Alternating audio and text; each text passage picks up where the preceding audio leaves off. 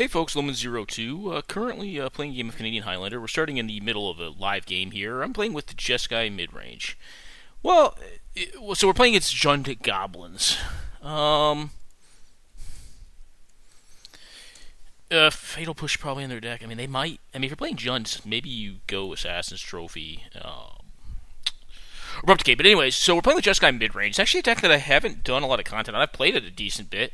I think it's pretty solidly like in the top end of like the tier 2 decks. I don't think. Oh no. Well, I mean, that's gonna be a problematic card. Then you have to go around it. They didn't develop their last turn, so the way this game's played out, they were on the draw, but had a mock start. Were able to lead off on a Goblin Pile Driver, which hit me for a turn. Turn 2 on their end played a Grenzo. The black-red one that puts cards in the bottom of your deck into play if they're permanents. And have power less than it. Goblin Sharpshooter. Okay. I think I should probably counter that. Yeah, I'm going to use that ability. I think I'm just going to counter it for tempo purposes, because next turn I think it would be intelligent to probably develop a Gideon to just end this game. Jeskai is one of those decks. So I'm going to do a deck tech at the end of this. Don't worry about that. I'm going to try to get a couple games in, hopefully live with the deck first. Jeskai's a deck that does need to win. I actually think it's one of the more fun but very solid decks to play in the format, because there's actually a lot of judgment-based decision-making in it. I don't think the Sharpshooter's per se great against my board right now. But if they're playing an Aristocrats version, it is a payoff to a sack outlet. So I'm just going to tap out here. I mean, I do have a counterspell in the form of Spell Queller. Not the best of counterspells. I mean, it's fine as a tempo counterspell to kind of just get some chip damage in and slow them down. It'll probably get killed in this matchup a lot of the times. I don't know what removal they've got in hand. We know that at a minimum they have a Grenzo. Should I get an attack in here? If they have a Hasty Gobbo... If they have Hasty Gobbo plus Burn Spell, they can possibly kill my Gideon if they have enough of them. They have 5 cards in hand. Alright, this looks like a Burn Spell to target the blocker or the Gideon. Alright, they're just going to burn the Gideon out. Which is honestly fine. If I get 2 cards for this Gideon and a 2/2 out of it, I'm pretty happy. That seems like a fair trade, especially with them on 5 cards. Seems reasonable they probably have some amount of those style of cards, especially having taken a turn off. So one of the interesting things in this game that you did miss because we started kind of in the middle of the game is they did not replay out their Grenzo the turn after I remanded it. Okay, yep. I will gain the life. But again, they're back a bazillion cards here. Back 2 cards, no board presence, and I've got 4 power on board. I think I'm okay with that. Lackey's fine. Could even opt to bounce that if I really wanted to. Now, they're on a Jund version of this, which is going to be more Aristocrats-based, which means you'll have to watch out for certain cards. There are cards that will just combo you out in this deck. Alright, Arc Trail gets that. Does damage to me. Yes, I would. Okay, so they had a bunch of burn. I think I'm fine taking some damage here. Or some life loss, I suppose, in this case. Take a look at their hand. It's a Gem Palm and then this thing. Okay.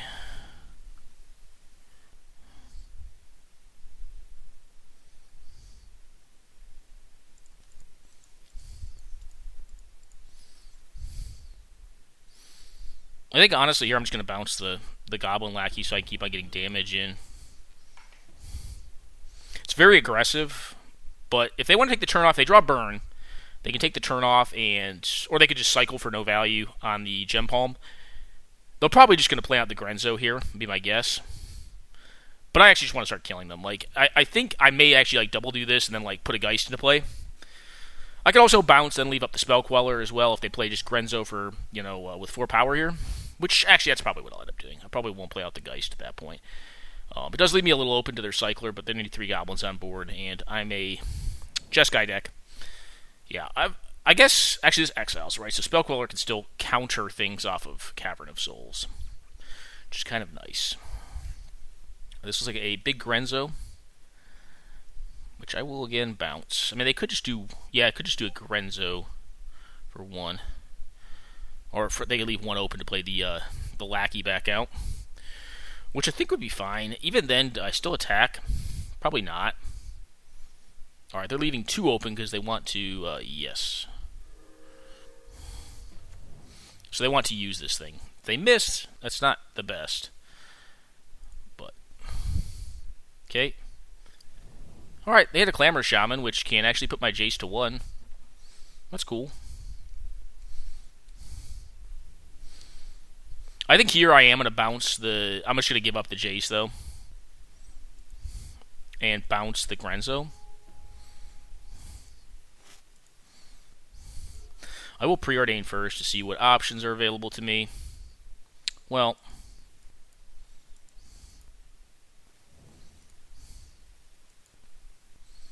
take a look at the top of their deck. I can't counter any of their Gabos here.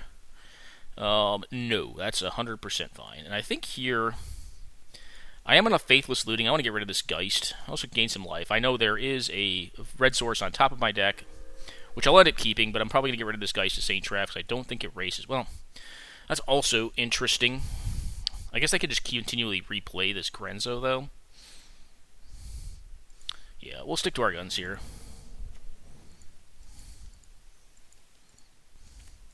Just burn this thing off. I can hang back with this thing. I think it's fine. I'll just get rid of this guy. And they're going to have a tough time attacking through this card, so I'll just leave it back. I mean, this thing cannot make my card not block, so it doesn't have a great attack. And my Jace at 3. We know there's a mountain on top. We know they drew Goblin Lackey. Pretty sure, actually I'm positive they drew this. So what could they do here? They could cycle and do one to itself. Is this a must or a may? May, okay. So they don't have to. I always forget. This is an older card, so it could have been Age State. You have to do it. Which would be pretty savage. But they get through the mountain on top. And do they find a burn spell to kill the Jace off? They did blow through a ton of burn early in the game to kind of deal with my Gideon. Which is kind of like one of the things I expected. I was hoping to have happen is that the Gideon would just draw out a bunch of, hasty burn spells to try to get rid of it. This is one of the matchups, like, this style of matchup is, like, generally going to be one that, like, Jeskai is pretty favored in. Like, you're pretty happy to see this style of matchup. Alright, Goblin Lackey's fine. Yep, gain some more random life, yes.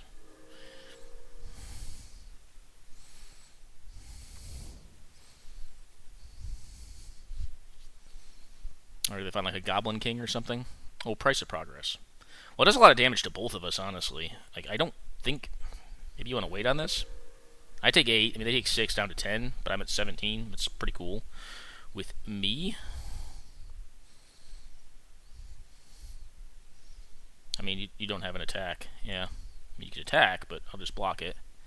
This effect does not work on a protection from red thing because it's coming from that card. You can try it. Okay. Yep. I don't understand that attack there. Maybe they just forgot this. Well, I don't know if they could have forgotten that, but let's go ahead and look at some cards here. Those are all really good. All right. Here I think I'm going to top these two, play out the land. I am just going to bolt this idiot. Because yeah, actually I could have just, maybe it was more correct to take the 3/3. Okay, they're just going to concede it. Which makes sense. I mean, they're off the top of their deck. I have a hard counter in hand. Gets around the Cavern of Souls. So Jeskai is kind of a weird deck, right? Like, not really a weird deck. It's a good deck. But this is a very solidly mid-range build of it. My points are an Ancestral, Umazao is shit, and I believe True Name Nemesis is my last point in this build of it. It's really good against creature decks. It also has a relatively fast clock, which I think is like the big thing as to like why it's able to kind of range into like the higher tier 2 category. I don't think it's a tier 1 deck, but I think it's very good as a very high-end tier 2 deck because it's able to put enough pressure on that like it can win games against like the very fast combo decks. It doesn't really have the counter magic and the disruption to like go toe-to-toe with them, but its burn, which you're going to see eat this thing here, is can generally go to face. I mean, this Flame Slash is an example of a card that does not go to face, but its efficiency is just comes highly recommended in my opinion. Because whole hands can be kept on the basis of Lackey. Now in this matchup, I don't know that whole hands would be kept on the basis of Lackey on the play, maybe more so. Ember Hauler, I think I just probably killed that as well with the Bone Crusher. Yeah, I like that. Got back up to the Bone Crusher. I can just play the Bone Crusher next turn. Or if I'm like really worried, I mean I can also play just Monastery Mentor. But this is why Jeskai's really good in these style of matchups. Like, they just creature, kill creature, kill creature. Have a 2-for-1 kill creature answer, in the form of Bone Crusher. Bone Crusher's just a stupid card anyways, but... Alright, Mox. Play a Grenzo out. Well, maybe not a Grenzo, this thing. This thing's really good. Let's find a Sparksmith, Instigator, and Matron. Matron's spooky. Matron's spooky from the standpoint that it'll find Recruiter, and they could probably set up a combo, or they can try to set up a combo. The question I have is, like, do I lead off with this this Bone Crusher?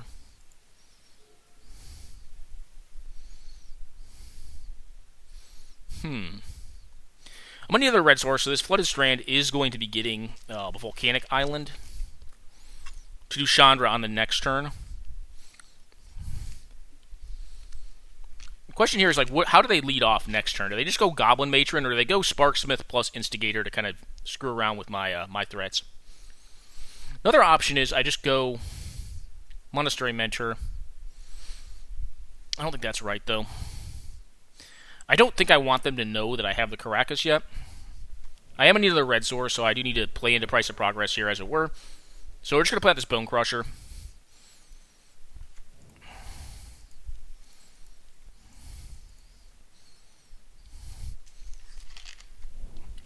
The reason I'm doing this, I kind of want to get them to play out the Instigator plus the Sparksmith next turn. I don't really want to have to beat... I'd like to look for a counterspell to beat the Recruiter. It also, they have to make the debate. I mean, if they hit another land drop, then they can do it all. All right, well, they can do the Matron plus the Sparksmith, or they could just do Matron plus Tutor effect, which is also quite good. Or Matron plus Recruiter, which is pretty good. They've already spent their Ringleader, though, so getting into these cards is going to be a little bit more slow and incremental. So they may wait on it. We shall see. Alright, Spike Jester is what they found. That's an interesting one to find. I guess that allows them to attack me, which is cool. They get it for 3? I think I'm fine with that. That gets through. I'll go down to 14. I would have figured it was Recruiter, but maybe they're not running the Recruiter.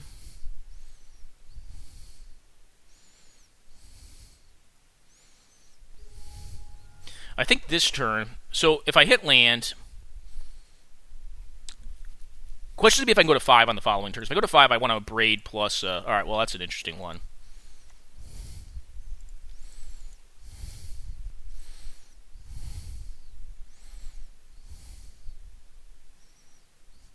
Yeah, I figured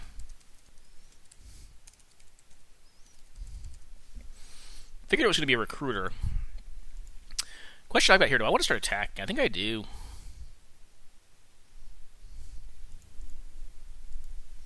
I should have... Well, I guess I didn't have blue-white, so I can't leave open Pierce plus this Path. I'm going to leave open Path, though.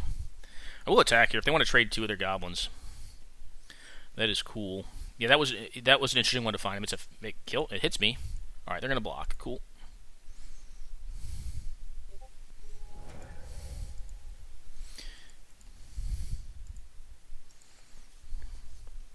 Could also just play Chandra next turn if I need to kill a big thing.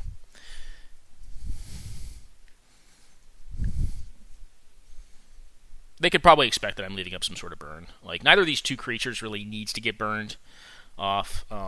If they don't do anything main 1, I may just path the Ringleader to eat the Jester in combat with a token. Monastery Mentor is a hell of a card. Actually does not have a ton of decks in this format. This is one of the decks where it's quite strong. I mean, it could just be getting burned off here. We got something. Okay, Clamor Shaman is fine. Whenever it attacks, so I can begin in combat, blow it out.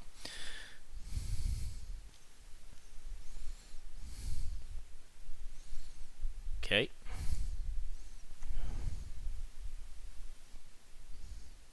We're going to bounce this one.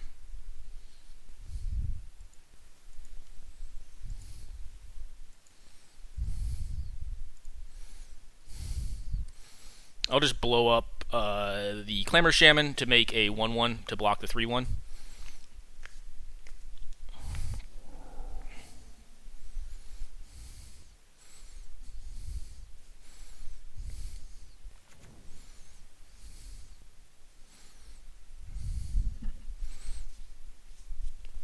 And they have an attack here, but I'm just going to eat their 3-1, which I think is 100% fine. It's a great trade for me. They have Price of Progress. That could be problematic. Alright, young Peasy. I think I am going to go with Peasy here.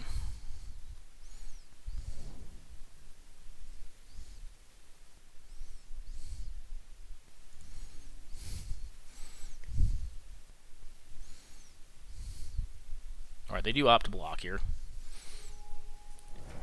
So they got a lot of cards off this Goblin Ringleader, but we've chopped through a significant number.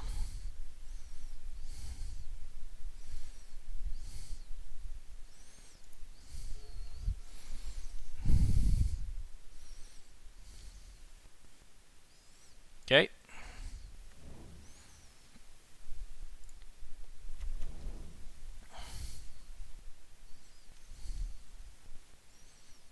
Okay.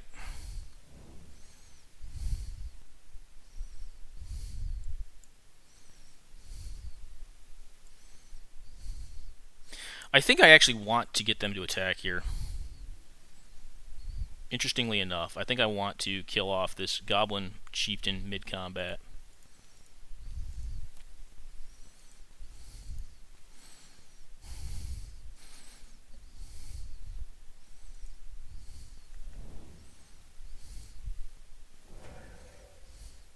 The question I've got is, do I want to trade my Pyromancer off?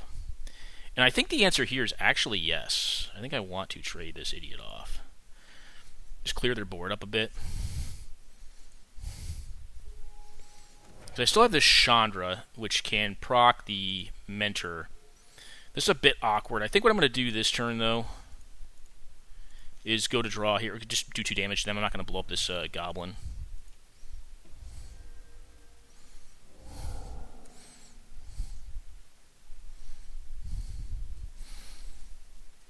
And the next turn I can get off this Monastery Mentor and then have Counter Magic back up off of the Chandra mana producing ability.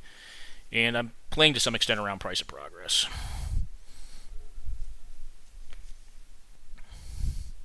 Okay, Aether Vial at this point is kind of moot. Sparksmith is a card we knew about. What is their last one? This is spell or ability, right? Target of spell. Alright, so the Sparksmith doesn't like double up on damage. Do 3 plus the number of goblins they have. Alright, that is a worthless land. I'm going to make mana here.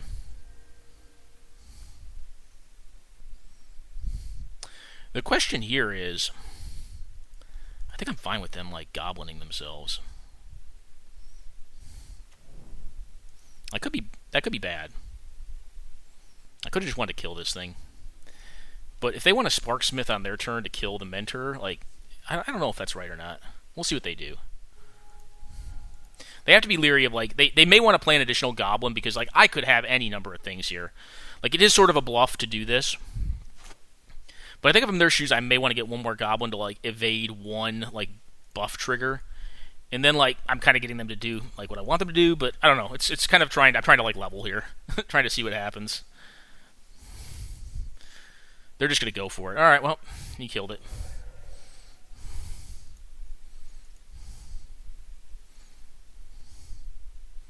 Okay.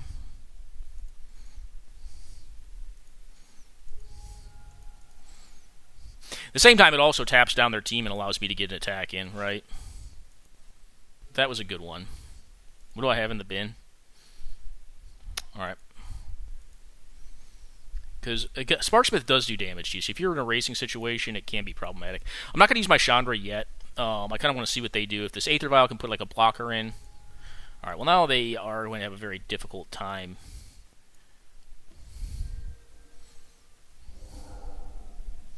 No, I'll put you to 1.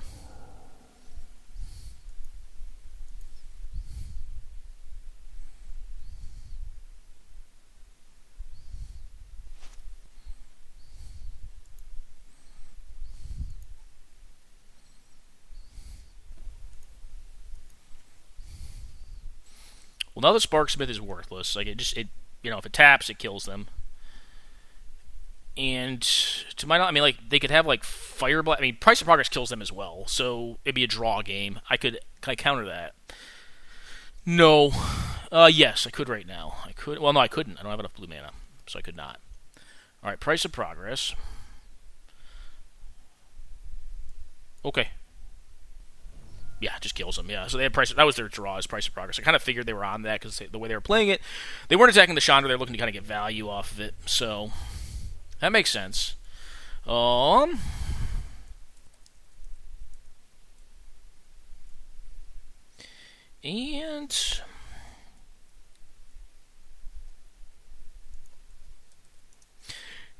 let's see if we can get another game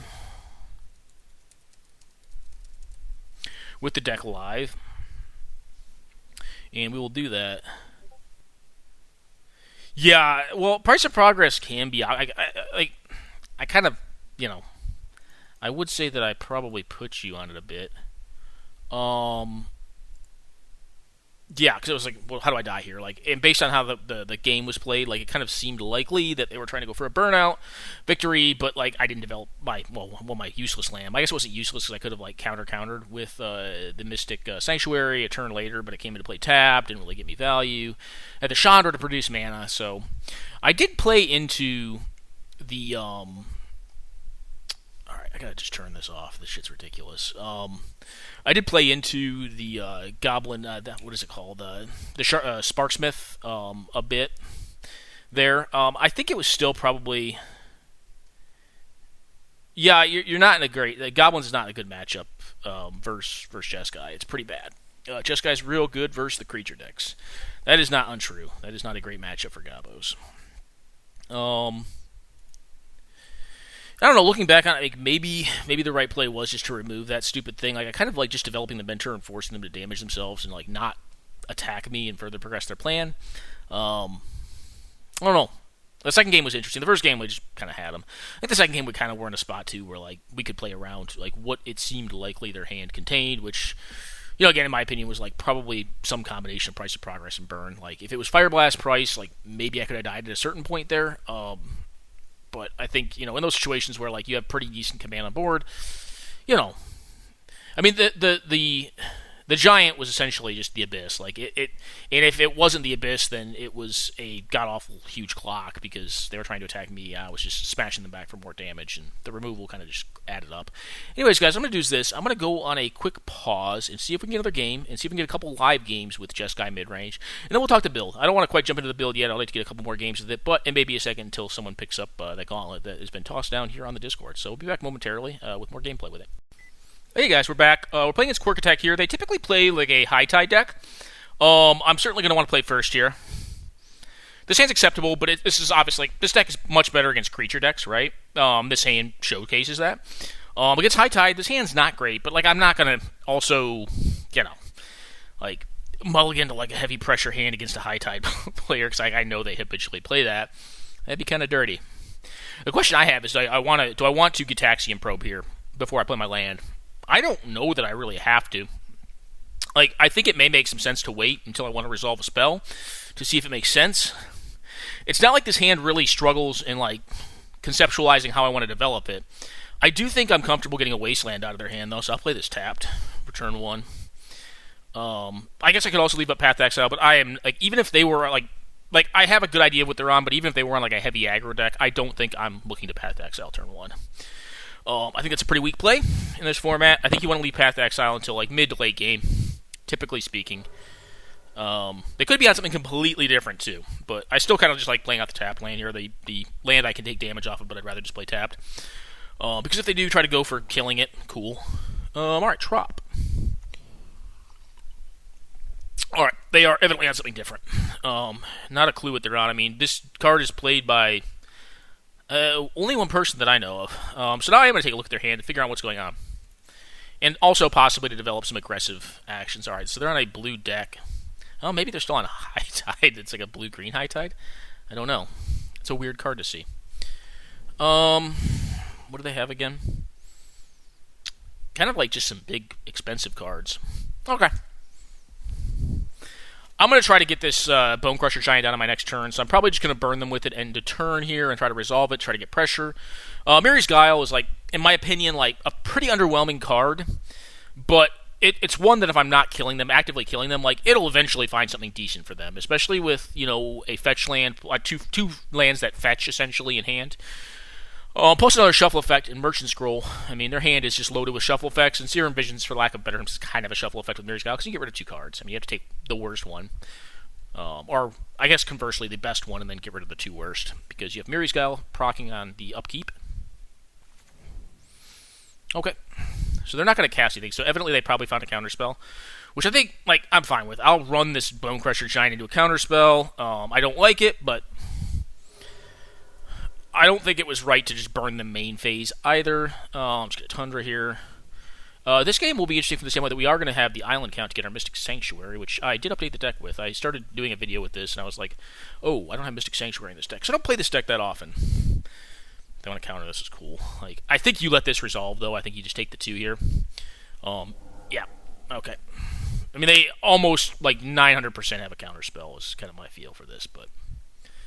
And I think that's what's going to happen, but... I don't think I'm going to spot... I guess I could also just Faithless Looting. And then... I did this ass backwards. I should have Windswept Heath here, so that I could get the Mystic Sanctuary, but I don't really have any good spells in my bin. If this is a mana drain, it really sucks. I'm going to run into it. There's another option where I just go for a Faithless Looting here to get rid of the path and maybe a land. And then, okay, they don't have anything. Alright, that's interesting then. They just didn't want to play a card on their turn, which they could have played Merchant Scroll there. Interesting.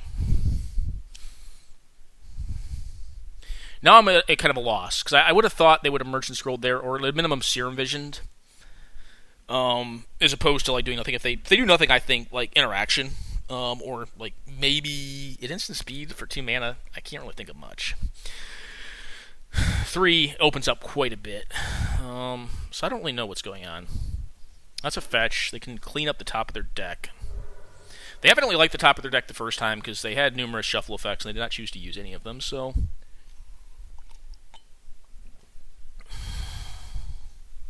Trying to figure out, it's okay, they're going to filter. I think they may be True Name. True Name would be problematic here. I actually don't know. I can deal with that with a sword. So I'm a Stoneforge deck. You didn't see that in our first game. We do have Jit and Stoneforge Mystic and Sword of Fire and Ice. I'm not on Council's Judgment here. Okay, so they're like a Tempo Shell or something like that. Okay. You don't often see Merchant Scroll and Tempo Shells. Normally it's a... Now the big question is, No, it's not even a big question anymore. It's a pretty easy question. I am going to fetch here because I don't think I want to take damage. If they're a tempo deck, they could find a means of pressuring me pretty heavily. I have a pretty robust graveyard here. So what I'm going to have to do is just blow this thing up. I don't think I want to give the tempo deck mana advantage yet, and I think the Path to Exile can deal with bigger stuff. Actually, I know it can.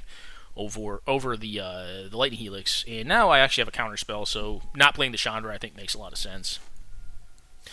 And Tempo's not a deck that can just sit around and get beat up. They're going to have to play to the board here, I think. Their ideal turns are play to the board plus Merchant Scroll for Force of Will, and then counter whatever I do. But ideally, if they do that, the way they'll sequence in is they'll Merchant Scroll first to find the Force, play their threat. I'll counter the threat, they'll force my counter, and then I'll resolve the Chandra and hopefully continue to clock them pretty well. Alright, so their counterspell that we know they have in hand is still in hand. It's uncastable at this very moment. And they're under decent pressure here. So they got to do something. I think I'm just going to counter this just for tempo.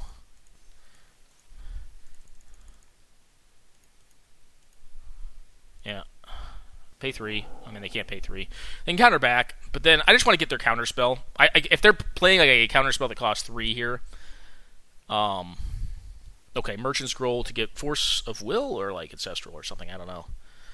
So we're going to try to resolve Chandra here. Even if they get Force of Will, I think I'm going to jam Chandra right into it and just let them pitch 2 cards and then hope the top of their deck can get them out of it. But I've got a 3-turn clock on the board, and to have my seemingly my tempo opponent be playing that proactively, or that reactively rather, I'm pretty happy with it.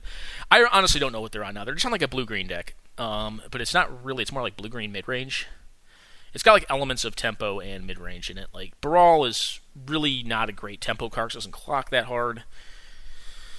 But Curious Homunculus, alright, that's fine, because he can't cast it right now. So I'll get the Chandra down, and then I don't have to do anything. I can just sit and wait. Well, let's do a Force of Will check, or a Daze check.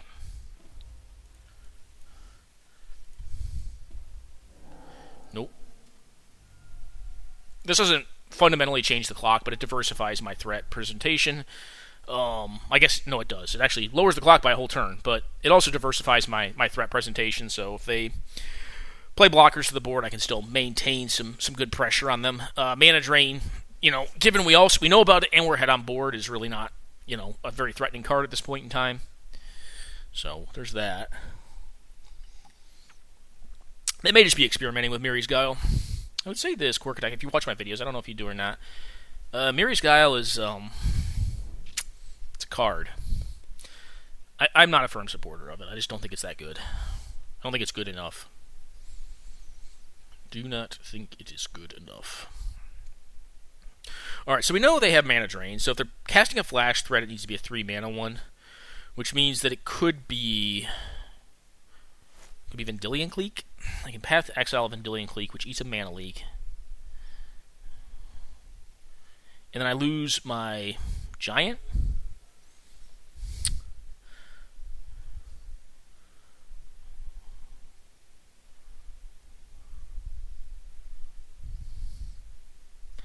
Alright, well, we'll attack here.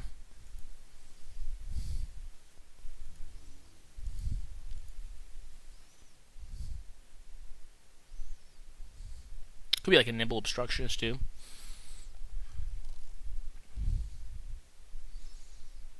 I mean, this needs to be dealt with, right? Okay, down to 5. I can present 4 damage between hand and board right now. And if this thing hits, they're just very dead. But I don't think this thing's hitting. I think they're going to try to block it. I mean, if they're bouncing it, that's good for me. They still win. But my guess is it's probably like... Oh, okay. Alright, they're going to do this. Alright, well, that just makes you dead. And I don't have to show them any more cards, so Stomp. Let's get Force of Will. And that is lethal. Alright. Not 100% sure how to approach their deck. Like, it's somewhere in between mid-range and tempo. I don't know how to take it. This is an unkeepable hand. It just doesn't cast spells. I mean, it's got good spells in it, but it doesn't cast them.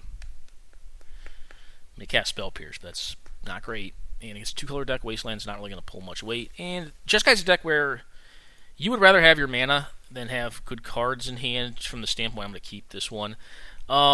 This one right here, from what I saw...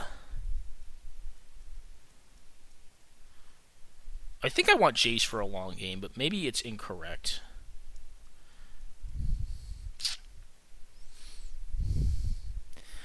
I'm actually kind of torn on this one. I think I'm going to get rid of the Incinerate, but like I could see getting rid of...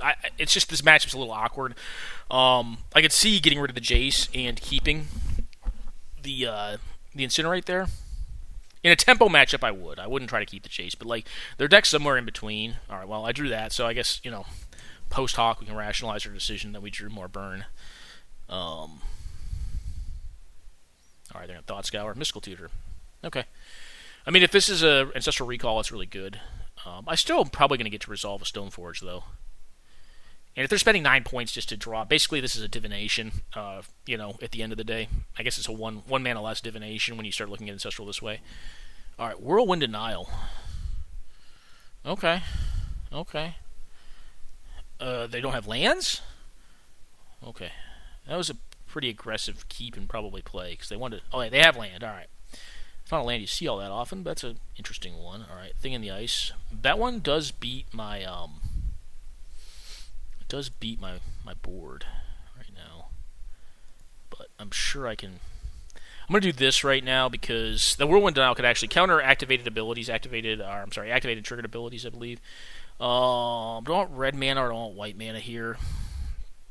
Could just get both with Plateau. But I think I need blue mana is the first go-to. So what we're going to do is this. We're going to get the Stoneforge Mystic. The Jace can deal with this. I think what I'm going to do is get the Sword of Fire and Ice here. It's pretty threatening. Jit's not a bad one to get as well, but I mean, Sword plus Bolt can actually deal with the thing as well. And if they flip it, they flip it, but, you know. If they flip it, then I have this Jace ostensibly to deal with it. And I can also tap it for a turn with Ice.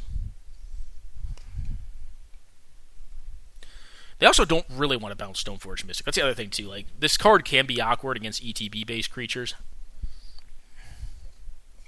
Petrified Field. I think a Lands Tempo deck? What the hell is going on here? Petrified Field's a really bizarre one.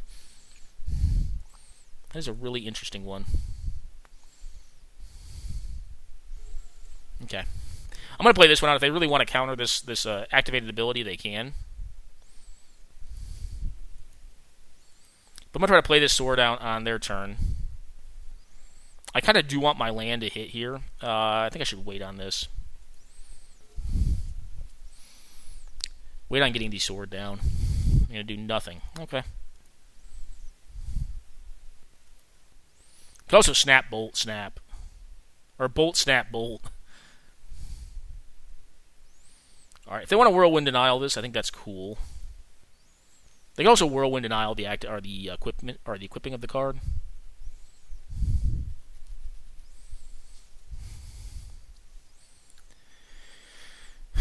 But if they Mystical Tutor for this card, now they're going to use it for this. I mean, I think that's fine by me. Could also just play out the Jace next turn and bounce their thing. Are they going to Frantic Search? Cool. Yeah, I think that's fine.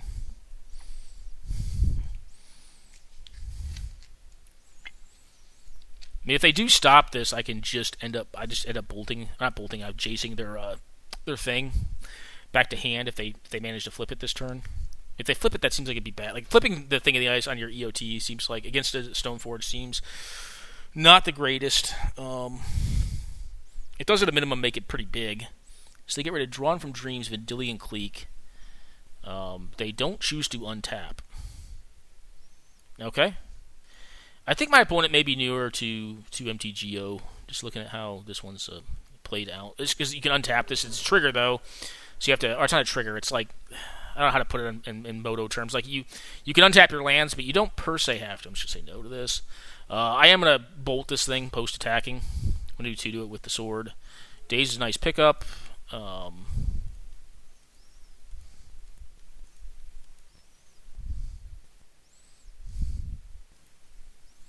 But I do want to get this thing off the board. Like, it's kind of cool to get the Stoneforge back, but I'd rather just have an open board where they're unable to pressure me.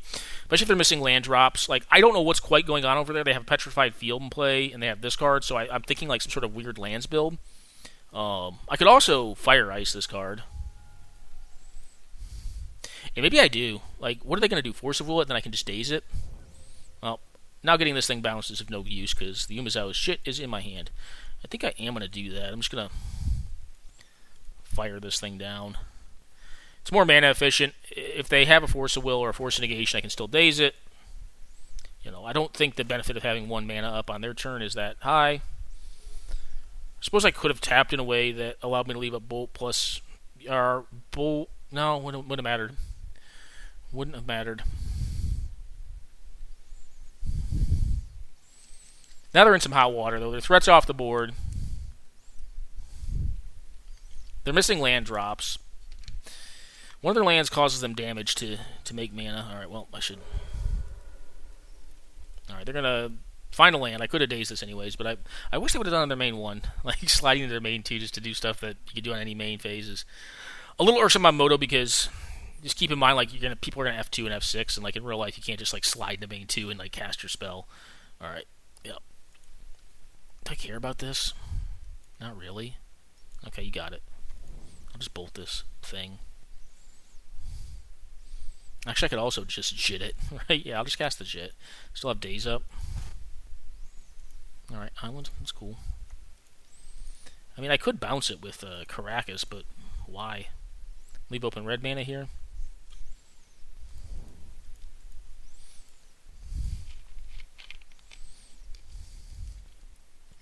I guess the one answer to that is, like, I don't have to... I can kill them faster. I probably should have done the math on that. I don't think it's that much faster, though. I guess I'm losing 4 damage here off killing this thing this way.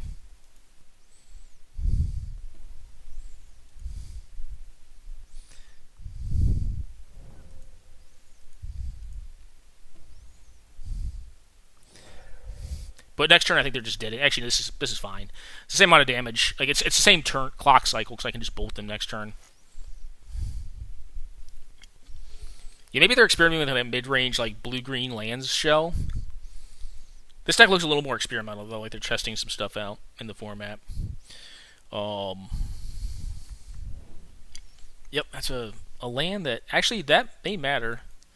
No, it doesn't matter. I can just Snapcaster, Fire Ice it, and then still bolt. I can also Umezawa Jit it. And that's still enough. Yeah. Yep. To read this card again.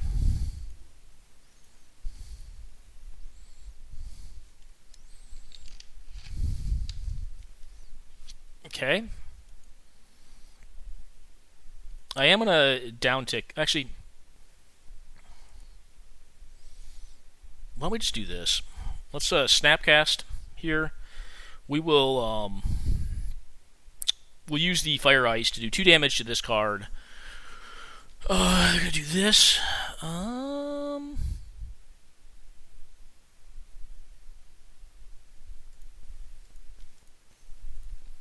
Gonna bolt this out of the way. This is not gonna quite be lethal now. It'll be take them to 1. That is fine.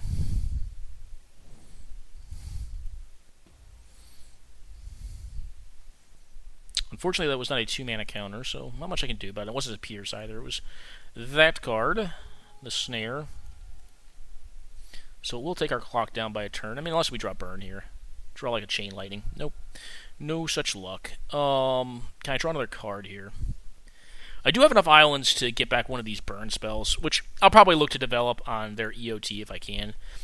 There may have been an alternate line where if we hadn't used Snap, does it matter? I think we still end up in the same spot. Like I'm thinking if like we use Jace there as opposed to Snap. The problem was it was an instant speed activation, so we are going to find this bolt, though, just in case they have found a way to deal with this Stoneforge Mystic. You know, we've got the damage. Alright, they may have just conceded because Moto's freezing up. Alright, cool. Good games, homie, good games. Quick pause, guys. We'll be back momentarily. See if I can get one more live gameplay, and then we'll jump into some pre-recorded stuff and some deck tech stuff and finish up on the video. Alright, guys, we're back. Got a game pretty fast here. We're playing against Brahms 3. Yeah, I wouldn't ponder what they'd be on. Normally they're on like mid-range decks, but they could be on anything. Alright, I'm gonna keep this, but I think it's dubious. Like, it's on the draw as well. This is one of those hands that, like, in the dark I think is worth keeping because it does have a lot of threat presentation. Like, and if it lands out, we basically have like a reactive play on 2, proactive play on 3, 4, 5. That's assuming it's going to land out, which it's not going to. But I mean, if it at least hits up to land 4, it's going to work out pretty well, I think.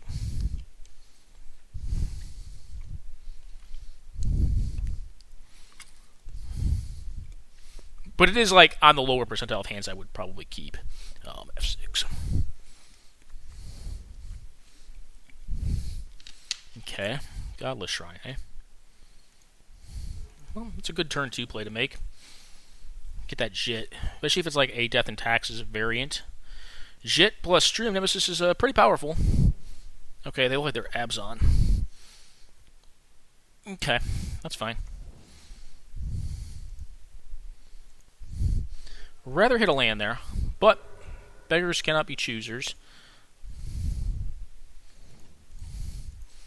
I'm just going to get this down now. 1, it's pretty catastrophic if I draw the Jit.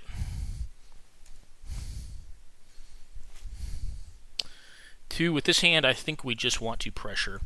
Although they're probably on like a combo deck. My guess would be like a, they call it Sandra Bullock, but it's Pattern Rector style deck. Which is a hybrid mid-range combo deck.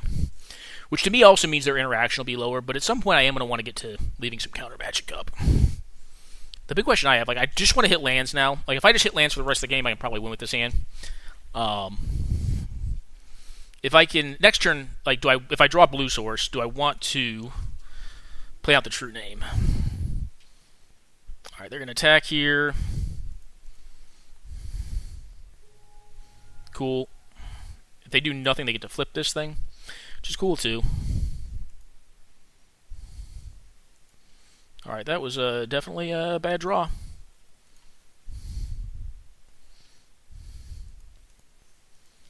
Just going to play this out. Attack. Kind of sucks. But what are you going to do? What are you going to do? Yeah, if we miss on lands for the next 1 to 2 turns, we're probably going to lose this game. It'd be my guess. It's going to be hard because, I mean, we just, we kept this hand on. I'm banking on the most likely. All right, that's fine. That doesn't really do much to me. I mean, if I had a fetch land, it would have been very problematic, but it also, like, their board's not per se great. I mean, they're going to do a lot of damage to me, but this shit, if they can't deal with it now, is going to be problematic. If it's Assassin's Trophy, it at least puts me up to mana, and I can get some significantly sized blockers down, blockers and attackers. Like, I may even play the Manus Rider first, because, again, if I put them on Sandra Bullock, Pattern Rector, their deck is not the most interactive. Like, it has to cut some of those interactive slots. Okay, go down to 12 here. Do you have a relevant creature to play? Down to 2 cards, too. Like, the worst thing to see here would be, like, Birthing Pod or something along those lines. That'd be pretty bad.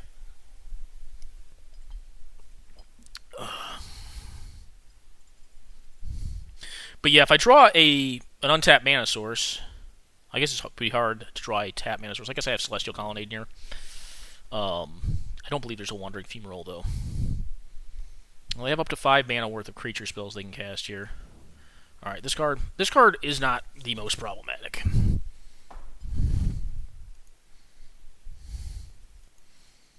Okay, I think I'm going to Brainstorm here. If I just utterly miss on Brainstorm, I'll concede the game. Like, I need to hit a land. Alright, that's a land, but we know it's also just going to hit bullshit.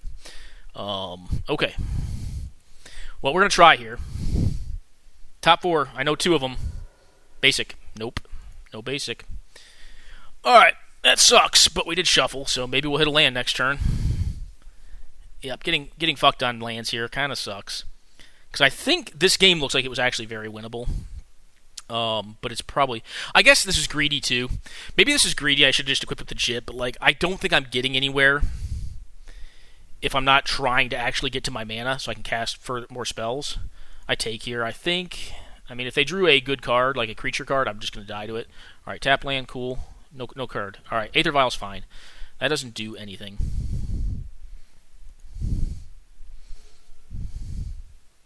Alright, am I just dead to the board? Yeah, pretty much. Yeah, I'm just dead to the board. Kind of miserable. Well, am I?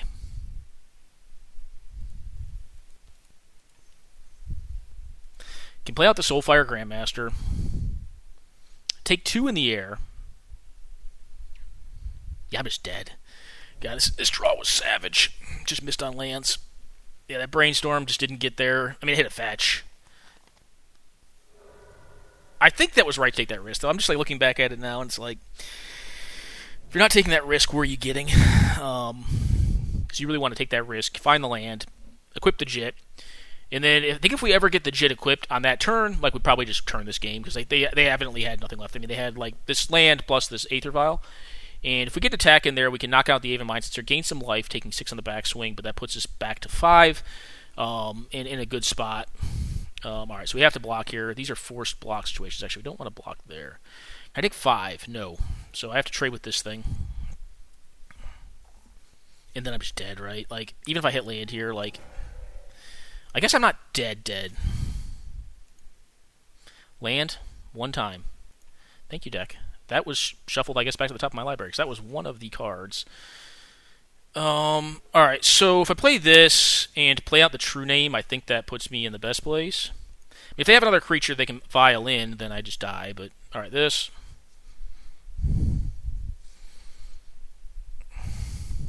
You, go.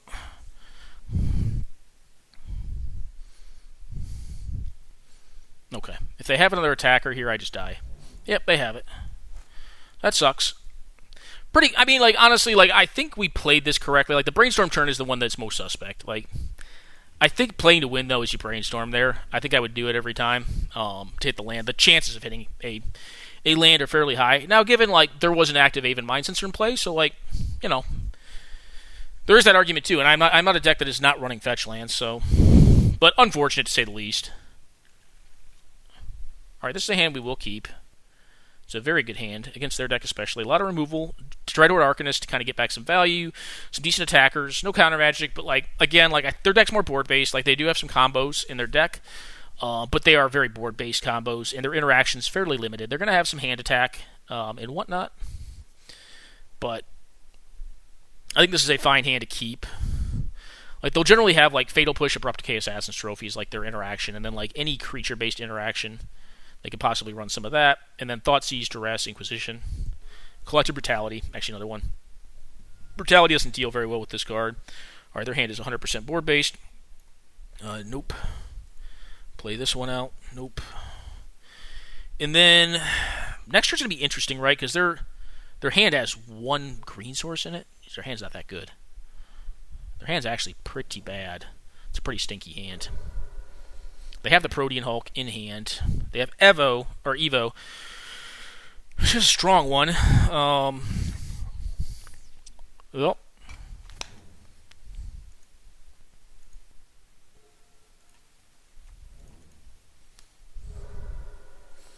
I'm going to go to dev this. They don't have interaction in hand, and I think this is going to put me in the best stead to, like, double remove them next turn. Like, blow up one of their lands, blow up their mana-producing land, blow up... I assume they go for the Recruiter. I could see them going for the Fauna Shaman, though. But it's probably going to be a Recruiter turn. Recruiter's not that great, though. So we'll see what they get up to. Alright, they're going to double card here. Alright, cool. So I think what I like doing here, Force of Will is an interesting one.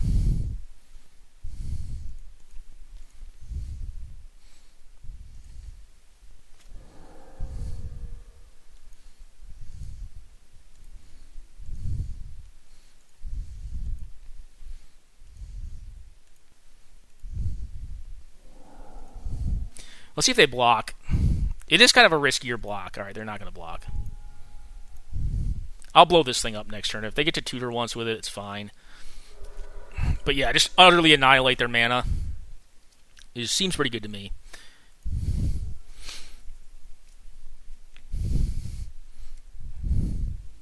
Yeah, my guess would be we're going to see an attack here. If they didn't find the land drop, alright, cool.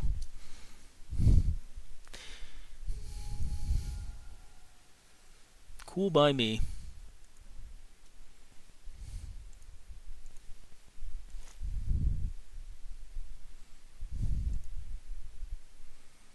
I think we're going to slight first. We may slight twice here and then leave Gitaxian Probe for the following turn with the Dreadhorde Arcanist. This one's a good one to find. I think here I am just going to burn this thing off, though, and probably wait to do Stoneforge next turn. I'll like a Dev this turn, and then if I hit my land drop, I'll slight this turn. Then I have a Jit in play, which is also not a bad line of play. But I think here I just want to reduce their options.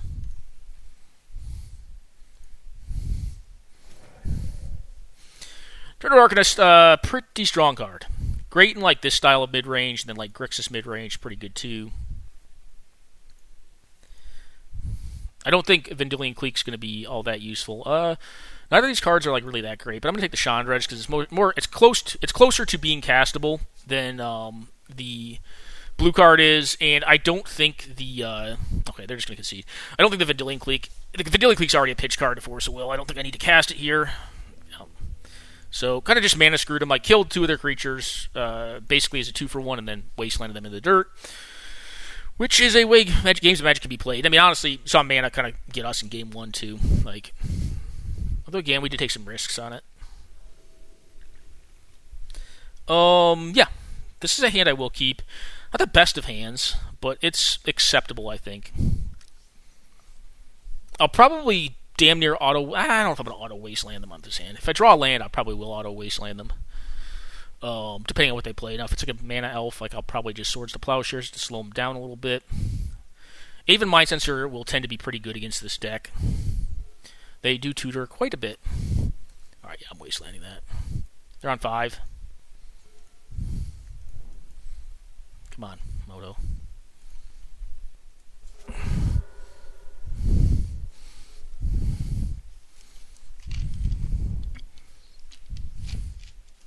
Okay, tapped. Cool.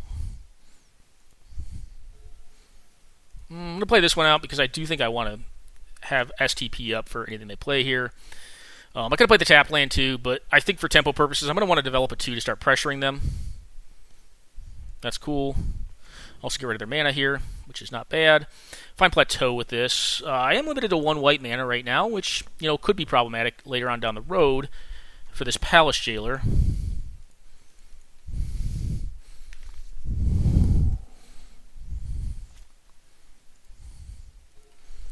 Not that this is really going to inform my decision all that much, but I kind of just want to get through it. What do they have in hand?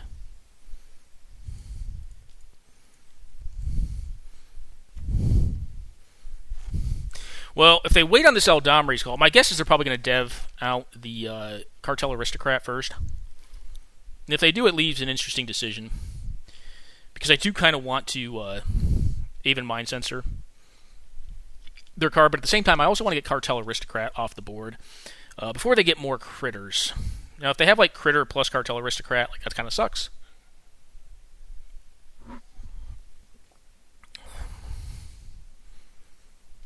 But I do have the Jailer also to deal with the Rector.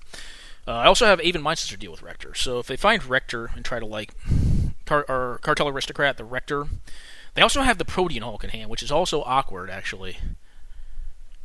Huh. Their hand's really awkward, actually, looking at it now. I'm trying to think of how they play it. Like, if they drew a Mana Dork this turn, I think the play's pretty easy. It's Cartel Aristocrat plus Dev Mana Dork. And then I think I'm in a spot where, I mean, if I'm real lucky, they won't fetch here and they'll leave up Eldamri's Call, which would be real nice, because then I can kind of double get them. I guess I'd probably get them in response to the Eldamri's Call first. Before I do that.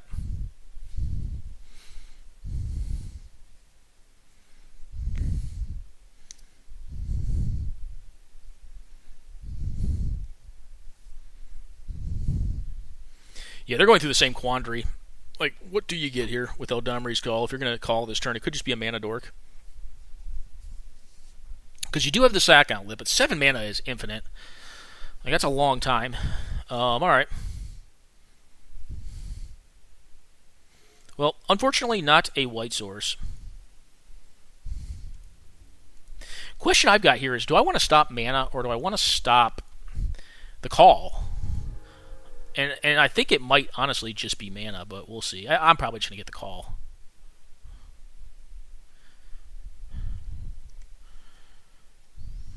Now I'm repping Counter Magic. I mean, it's either Counter Magic or the Aven Mind Sensor. I intentionally played the Island out over the Steam Vents because I kind of wanted it to be a little more concealed, but it's a pretty obvious Mind Sensor, I think. I think it's fairly obvious here.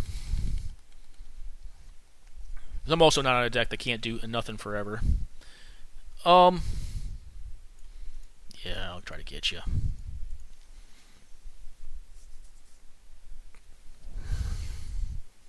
They're going to find something off this. In their top 4, there's probably a creature. They are a creature combo deck.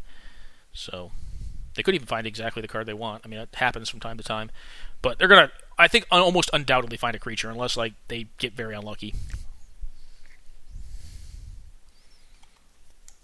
They should have found a land too. This is a slight misplay on their part. They want to fetch in response to this card. I'm going to get a little more value off this Aven Mind Sensor, which I didn't expect to get. Like, this is one of those ones too that I'd be like, in real life, I'd be like, hey bud, just fetch first. Like, go ahead and fetch. Like, let's play here. Because like if they fail to find this fetch, the game's almost undoubtedly over. Like, that's real bad. Regardless of what they find in this Eldamri's Call. I guess it could be like a Plague Engineer. Alright, Noble Hierarch. That's cool. Oh, they find! Oh, wow. Yeah, it should have done that before, but that's a lucky find right there. I guess not like horrifically lucky, but it's pretty lucky to have found like a land that specifically works with that one.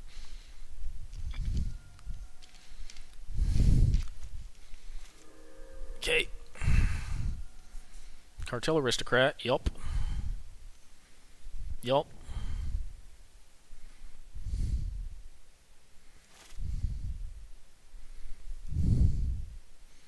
What is a white source? The question I have here is, do I attack first?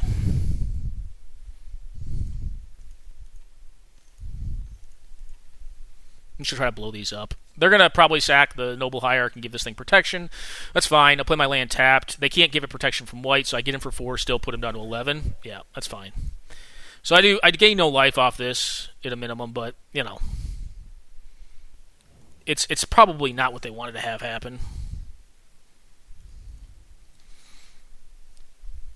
And then next turn I can Palace Jailer this thing, or I can just play a Palace Jailer, or I can play on a Chandra and try to blow one of these things up.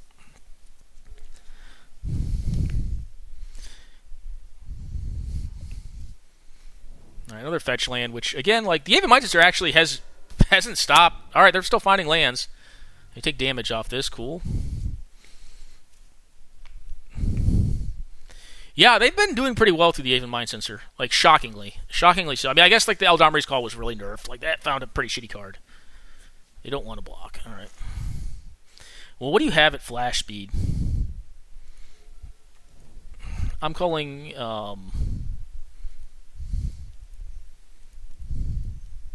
I can't do this. I don't want to do this one. What I want to do is this one. I'm just going to go bloop, bloop, bloop, bloop. Do this. Force you to play out your Restoration Angel, which is what I firmly believe they have.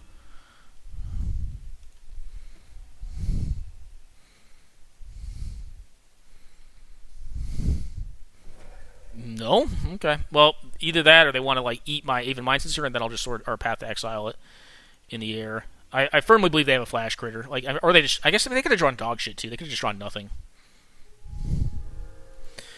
Yeah, I mean, that's fair. I guess they could have just drawn absolutely nothing, but then they would have, like, plus this. I guess doesn't do anything. Makes it a 3/3.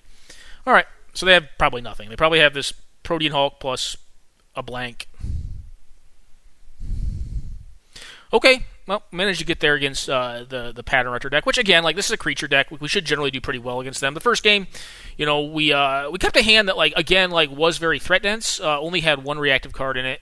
Did want to hit lands. That was kind of the failing point of the hand. Did not hit the lands, and we died. Made one play that, like, you know, I think, you know, there's question as to whether it was correct or not to brainstorm as opposed to equip shit. I think it was correct to brainstorm there to set up to maximize value in later turns to develop further threats to actually block their board. Is their hand wasn't very, it didn't progress their combo game plan very well, so, like, the reactive cards I think were a lot worse, and we could probably just, like, straight up race or just have better critters than the critters they had because they are a hybrid deck and have to run slightly worse critters to enable the combos. But we lost because we just didn't hit the lands, didn't hit the mana sources we needed to hit, and then games 2 and 3, like, you know, kind of just, did the Jeskai thing. So, Jeskai, we're going to go to a quick pause. We'll probably cover the deck a bit. I have some more recorded matchups. You know what? I'm going to try to do this. I'm trying to get, well, you know what? I'm going to call it there. I'm going to call it with the live gameplay there. Got 3 games in for you guys live. I mean, I could play this deck all day. It's actually a pretty fun deck to play, but we'll cover the deck and do a couple more pre-recorded matches. I've been playing this deck a little bit more recently. Mostly because, like, I feel like with Jeskai, like, Jeskai is not, like, it's a very good deck, but it's not so vastly overpowering and, like, so vastly linear in how it approaches the game that, like, you as a pilot don't matter. As you can see, like, I'm even second-guessing my Brainstorm play in the game 1 of this matchup. Like, I think it was an interesting decision point. And I think the line I took was definitely greedy, but I think it was the higher payoff line from a position of being behind. Although, maybe, no, I think it was right. But it's interesting from that standpoint, whereas I think there's a lot of other decks that you can play that are very, very good, like, you know, like Academy, Storm. Like, Storm's just a top deck. Academy's still probably tier 2. But a lot of different variety of combo decks that are more linear in their progression, and honestly, in my opinion, like, offer probably less to the pilot as far as decision-making goes to play, which in my opinion is kind of like what makes games interesting, is like, what do I bring to the table? What decisions do I get to make? And I think Jeskai gives you quite a bit of that. And it's kind of funny to me that, like, I really haven't covered... I've covered Jeskai Control, but I've never covered Jeskai Midrange. And I think it's probably, like, one of the top tier 2 decks. I think it's also another deck that, like, does limit the upward mobility of other varieties of creature and midrange decks if played. But at the highest tables, it will tend to struggle because the best decks in the format, in my opinion, are going to be, like, your either your combo control like Time Vault variety decks, Oracle decks at this point, because it's a non-pointed combo and it's just better than Time Vault. Storm, which is hyperlinear. Red deck wins, which actually this deck's very good versus red deck wins. You didn't see that matchup specifically, but you saw it against goblins. And I'll do a pre-recorded matchup versus RG Blitz, which is fairly similar to red deck wins, but it is, in my opinion, like a more precarious deck from the standpoint that it's a little more fragile. But yeah, in general, like Jeskai is going to limit the upper mobility of like your creature-based decks. They're going to tend to struggle a little bit more against it. But what it'll struggle against is the hyperlinear combo decks, because at the end of the day, it's just a pile of good cards. What in my opinion, allows it to be one of the more versatile mid-range builds is that it has burn in it, which burn can both control and can go to the face, which is some of the things that you can see with Jeskai is like it can race pretty effectively. That said, against hyperlinear storm, like you're probably going to get your disruption is probably not going to last long enough in general for you to close games out. Not that it's impossible, but it's not, in my opinion, a statistical probability that will likely happen in most games. And then like the same thing with Time Vault, like they're going to have enough disruption to stop like your decent threats generally, and then like they can just oops into this combo that wins, and it's not the most interactive, and like you can put like a Braid in your deck, which this deck's running it, but it's not at the end of the day like gonna be a fail safe against that style of deck. So yeah, it tends to struggle with those decks. That's I think what keeps it from the top tables, but it's a very fun deck to play. I think it's also one of the better decks to give to beginners of the format because one, they'll get to see a lot of the format and make interesting decisions in the format, which I think will help familiarize them to a better extent with the format because they're going to realize like, hey, my decisions matter in this game. More often than not, and the games are going to go long enough that they'll see enough of what other decks are up to, so you kind of get a better appreciation, I think, on a deck like this of, how wide the format is, and realistically, like, what the other decks are up to. A deck like Red Deck wins, like, nothing against it, it's a very good deck, and I enjoy playing that deck as well, but, like, games will generally end so fast with that deck that, like, if you're playing it well, like games will tend to end quick enough that like you're not always going to, especially if it's the first time playing the format or initial entry into the format, like you're not going to generally get as much of an appreciation about what other decks up to because your linear game plan is so fast that oftentimes it can render that moot. Now there are obviously that's not holistically true. Like there are many games in with Red Deck wins where like your decisions will highly matter and you'll play a very tight incremental game. Generally against decks like Jeskai where like they're going to have a lot of cards that are very good against you, like Lightning Helixes and whatnot. And if they can bring those to bear, the game becomes a lot more interesting from the standpoint that it can be much more challenging to win with, like a Red Deck win style deck. But generally speaking, that deck's going to end games by turn 4. So anyways, that's Jeskai, guys. I'm going to go on a quick pause. We'll jump back. We'll cover a deck tech, and then I'll cover a few more pre-recorded games for your viewing pleasure. So be back in a moment. Hey guys, Lemon02 back here. We're actually going to play one more live game. I'm playing against Thomas Harry Ray here, or Hare Ray. Tom Hooray. Anyways, we're on the play here. Hand's fine. It has a few it could have mana development issues. I think Sleight of Hand's going to allay that issue, though. I mean, the issue this hand could be finding white mana, but I think with a Sleight of Hand and a couple draws, we should be alright. A lot of red-based board interaction. Into our clock. Really, the only thing this hand's lacking is like an early clock if we needed it against our opponent. I think I like taking a negate here. Just, it really depends on what matchup we're in. I mean, if we're against like a board-based deck, we definitely want the red removal, but in the unknown, we have 2 red removal spells. I'd rather take that. I was kind of looking for a white land, though. Okay. Opt. Cool by me. Looks like negate is going to be good in this matchup. I would assume it is if they're opting here. Unless they're on like a tempo deck, which they could be. Alright, well, we're going to land go here. Now I really want to hit a land next turn, but, what are you going to do?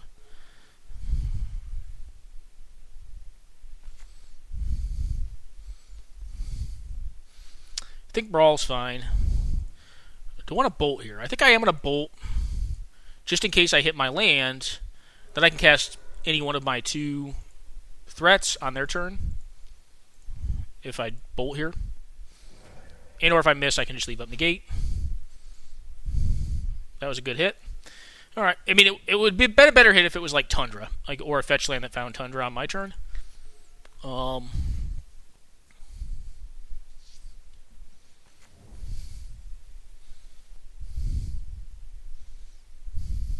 If I play a 3-mana Planeswalker, do I negate or do I just play a threat? Alright, cool. I think I'm going to play Cleek here.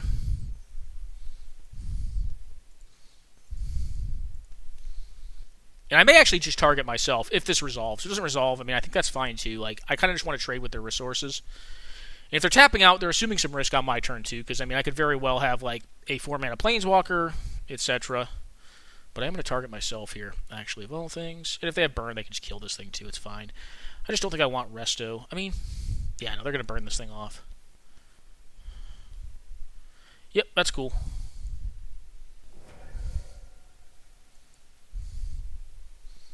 If you're playing that card, I think I'm going to get rid of this one. Alright, well, it's, again, a white card that I cannot cast. So white mana would be sweet. Alright, discard. Still alive to find some white mana here. That'd be sweet. Alright, their hand is a Spell Seeker and a Frantic Search. Alright, their hand's kind of bad. Although, we cannot counter the Spell Seeker, so I'm going to Faithless Looting here.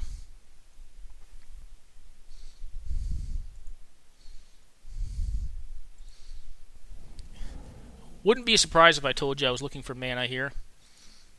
I can't counter the Spell Seeker, so I think what I'm going to do here is actually just ice one of their lands. Now, what they can do is they can Frantic Search on their turn if they really want to get... If they have, like... I'm feeling more like this is a High Tide deck. They can Frantic Search on their upkeep just to discard cards. Like, Frantic Search tends to belie High Tide to me. They should allow this to resolve, too. If they cast Frantic Search first, it's kind of a mistake. Yep. Alright, there's a snare. Yep, they get to untap now. But I'm getting them to burn this card off. I just want to get deeper in my deck. So if I get them to play Seeker, like, it's possible I can get on a Jace on the following turn. And at a minimum, like, this is developing my options for white. I mean, I got rid of both my white cards because I just haven't hit white, which sucks. But I think it's okay. They get rid of Scrying Sheets. Alright, I very firmly believe they are on some sort of High Tide. I don't know what the hell they're on, actually. This could be High Tide. So they Seekering for Ancestral Recall, which is a good find. I mean, I couldn't have stopped it regardless. Well, that's not true. I could have left up Negate. Alright, Time Walk. Well, they're not casting that this turn. I have a Spell Snare, which is kind of nice. Okay.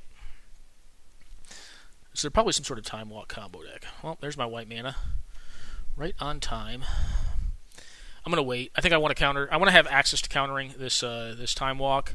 Before I Jace, that was a good time to Jace as well, but if they have some sort of combo, like, they can just get me there. My guess is they're on, like, the Moon Prince. Like, it's a blue-red Storm deck. So it is going to be imperative that I get pressure down at some point here.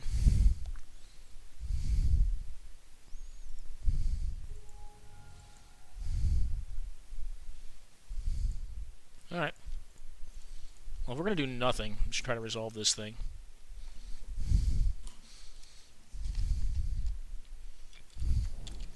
Okie doke.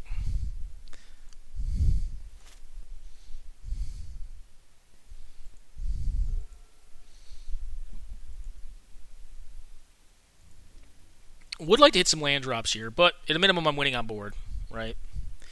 3 versus 1. Generally going to favor the 3, unless we're at very low life totals, which neither of us really are. And my guess is their deck is not a deck that does a lot of damage all at once. I mean, it does all of its damage at once, and does not do a lot of interim damage.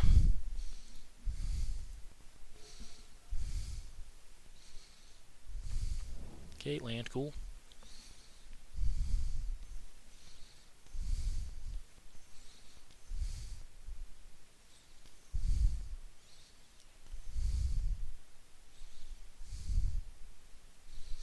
I've got a couple options. If they're tapping out, I mean, this is going to get countered.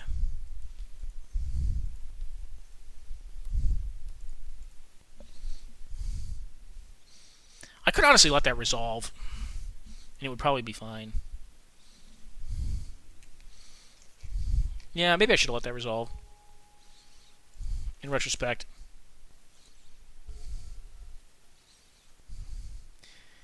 Well... Time Walk XX. Part of me really wants to go for Jace the Mind Sculptor, find an island, leave up the Spell Snare to counter Time Walk. I think that's way too risky, though. I think I'm just going to play my land out. Attack. And say go. If that was not a tap land, I may go for it. I mean, if they have a counterspell plus the Time Walk plus combo piece, like I could just get got, but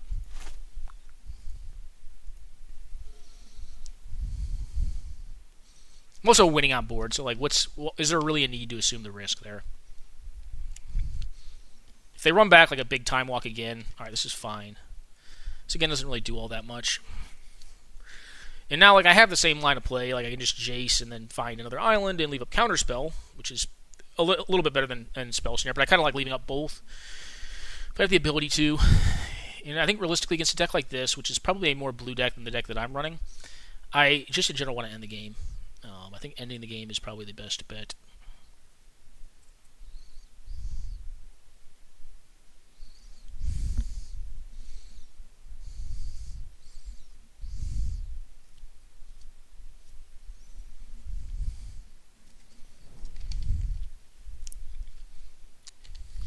Alright, let's see what they did with their cards here. 2 cards on top. Okay.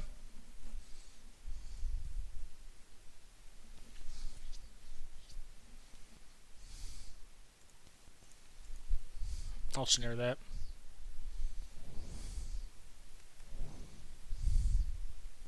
But if they play another must counter, like, I'm just going to jam the Jace at that point.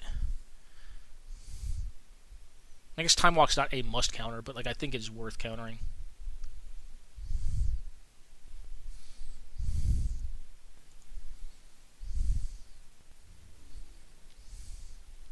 They also topped and played a fetch land, so what does that tell me? If I draw a land, I'm just going to jam Jace, because they have to play 4 for countering it, and they're shuffling the 2 cards they put on top of their deck.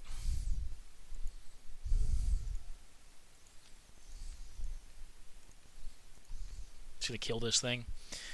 I see a world in which it's more likely they bounce this thing than recurse it from the graveyard on the color combination that they're on.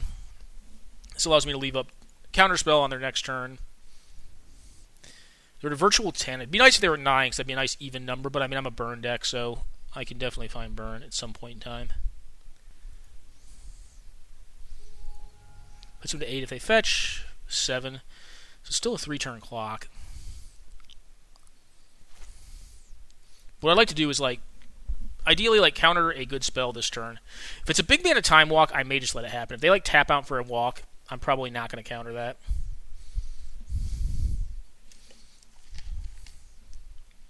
So I don't see that it per se changes all that much.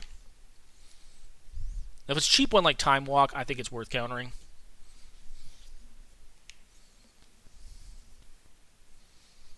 Snapcaster's fine.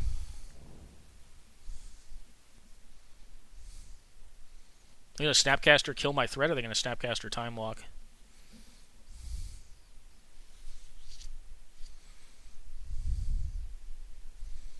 Okay, Snapcaster a Time Walk. Okay. I actually kind of want them to exile this card. Because Time Walk's very threatening. I'm going to let this resolve, though. Like, I don't think I need to counter spell here. I mean, I guess I could. Yeah, that's fine. I'm going to let this resolve. I mean, they're at 8.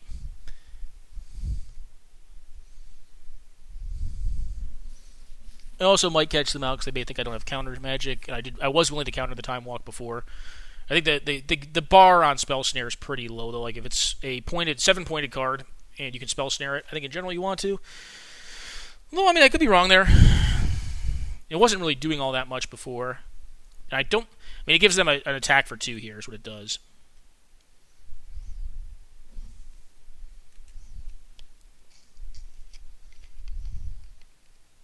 I would have thought it was crazy if they just electrolyzed my threat. Like, do one to me, kill my threat, and then get a card deeper in the deck. But I don't know. Scrying Sheets is kind of throwing me too. I'm not sure. I mean, they're obviously on some snow basics, but it doesn't seem like that many. A lot of duels. Maybe it's just a dual-rich draw for them.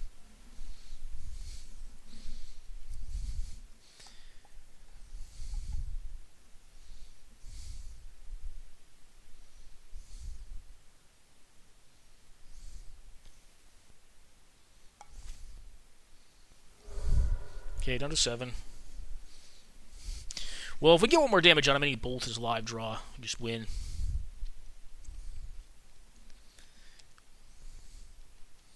Personal Tutor is fine. It's just kind of a... Actually, we can just Jace that. If we hit a land, we can just Jace, counter their counter spell, and then it also counter Squall. And then get rid of their Time Walk, or whatever they put on top. I assume it's going to be the Miracle Time Walk.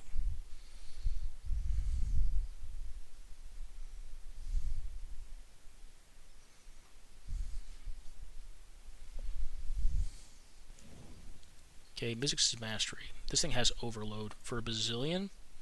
They could have Rituals in hand. That could be what they're up to. Just going to try to draw it here. Costs 1 more to cast than what they have available right now.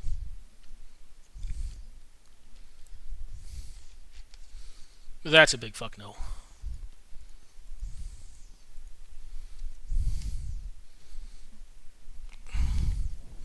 That's a big fuck no.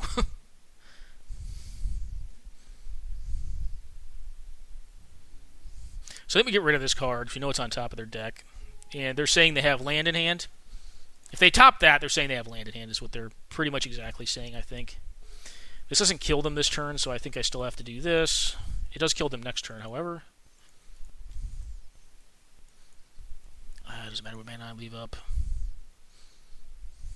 Not one bit. I mean, I guess I could have left up the island in case they are on high tide. Alright, let's look at your top card. It's going to be Mizzix's Mastery. Yes, I would love to put that on the bottom.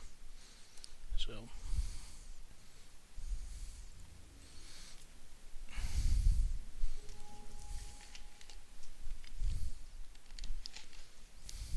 we can still die here.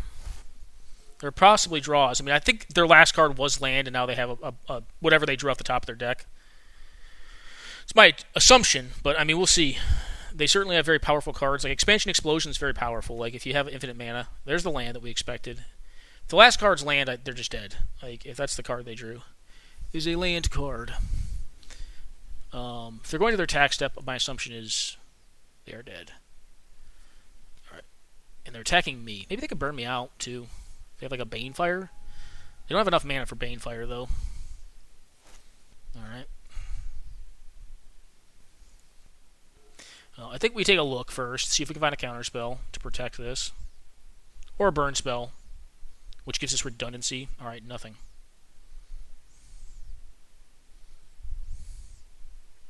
Well, that's curious.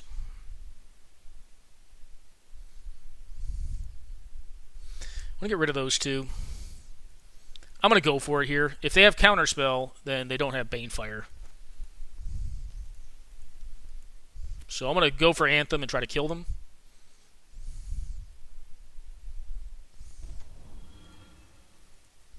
Alright, Anthem. If they have a small burn spell, they can just kill the Nimble Obstructionist.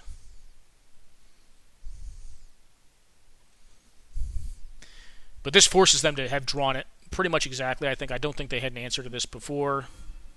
I think they were on a land pretty specifically if they personal tutored for that card, Mizzix's Mastery. Okay, they drew an answer. Is this a Torrential Gearhulk? That would be a fucking beating. Okay, this is fine, I think. I mean, it sucks. It's kind of annoying, but I've got a little bit of time here.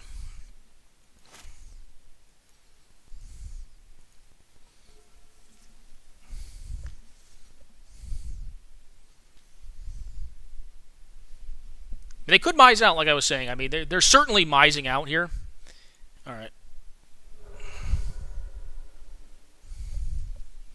Let's take a look. I'm going to allow this to resolve before I resolve this Impulse. Okay.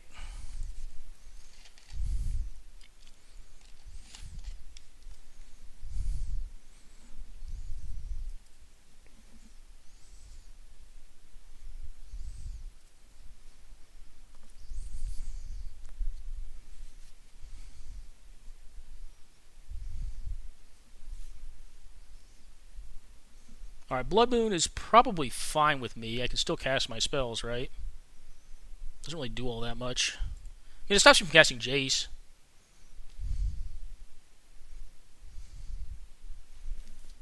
Okay.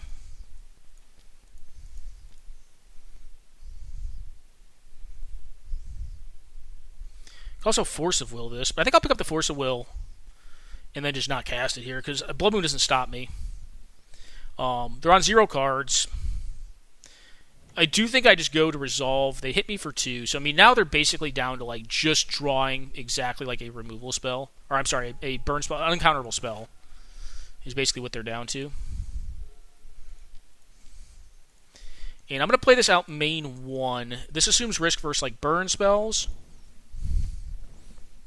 Also Faithless Looting, but there's no point in Faithless Looting there. I mean, I guess there's a reason to, but not a very large one. We'll do that next turn, based on what we draw.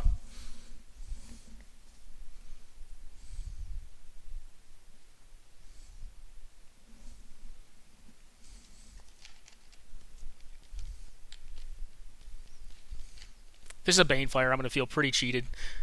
Alright, Epic Experiment. Not a Banefire. Alright. They have a lot of really big flashy cards in their deck, though, and they've been very good about drawing them right now. I'm just like, bomb, bomb, bomb, oof, or like the answer. Now they're probably just dead now, right? Because they can do this. They have no mana open, so Gut Shot's not out. They find a Chandra. That's cool. Probably wanted to do that first, but yeah, I think they're just dead now. Which I don't think. I know they're dead. And they can get me for 2, put me down to 3. That's cool. Okay, so go on to game at number 2. Their deck is certainly going to be very powerful. I mean, so they are a Moonstorm. Although their mana base was struggling to keep up with the Moon there.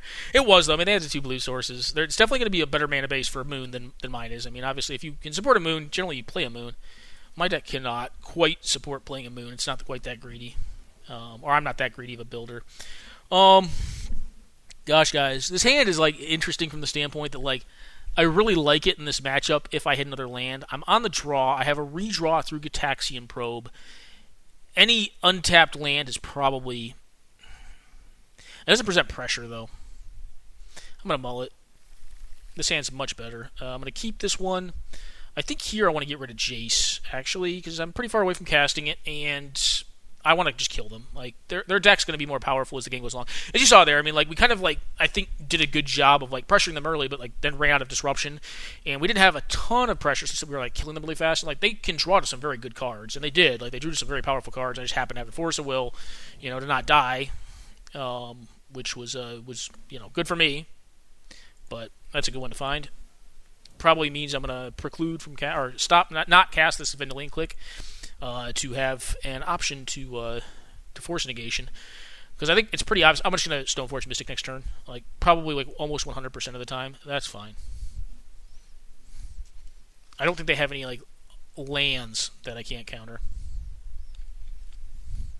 I do think they're probably on like Banefire or Demon Fire, like just some Caravax Torch style card that like is hard to counter or impossible to counter. I don't know what they're getting here though. Like they're on Time Walks.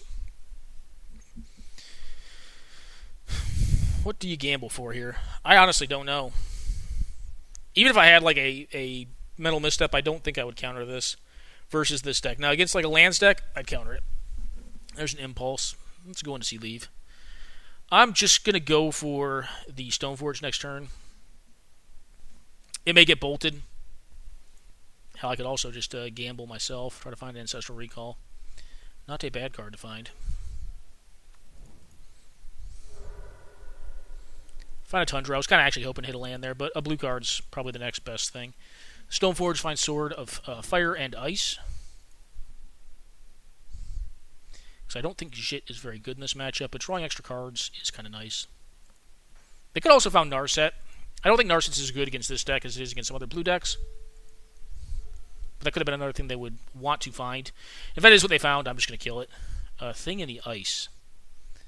Do I care about that? I mean, I guess it doesn't matter if I care about it. I can't let it resolve.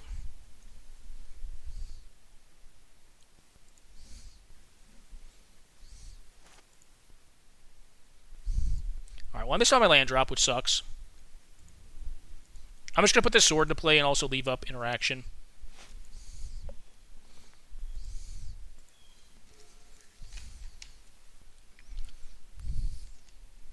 Also, this Brazen Borrower, so if they are a deck that cast a lot of spells, they can pretty easily flip this thing in the ice. So the downside is, like, okay, this.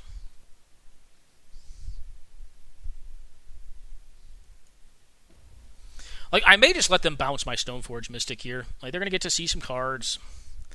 But I think I'm going to let them go through the process of this, because, like, Frantic Search is not card advantage. It's great card selection, but it does keep you at mana parity, unless you're on a Flare effect. But, bouncing Stoneforge is not intrinsically great value.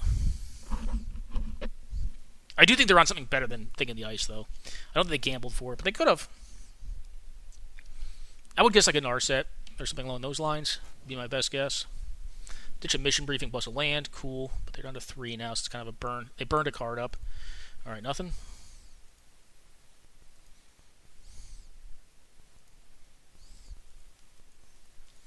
Just going to put my sword into play.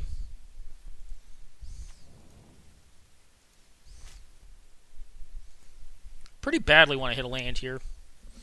I think I am, at this point, going to Faithless Looting to try to look for my land. I'll ditch this Chandra and then like maybe the Dire Fleet. Dire Fleet's still pretty good in this matchup. Alright, that's a Force of Will, but not a land. Alright, Chandra, this thing, get out of here. I'm going to say go.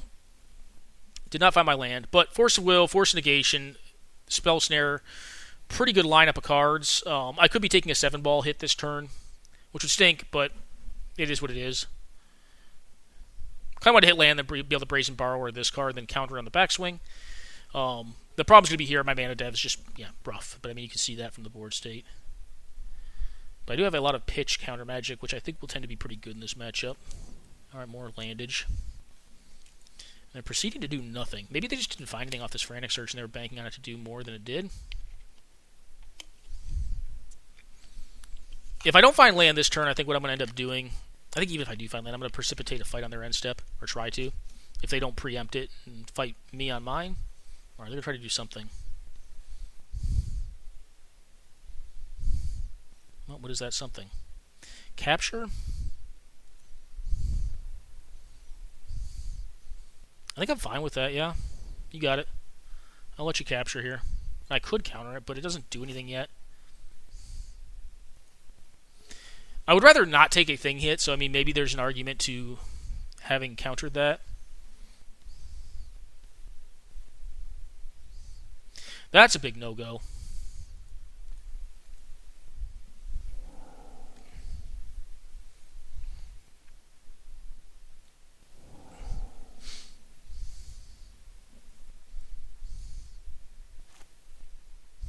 Land? Deck? I mean, there's an argument just to equip here and attack, but like, I don't think that's right.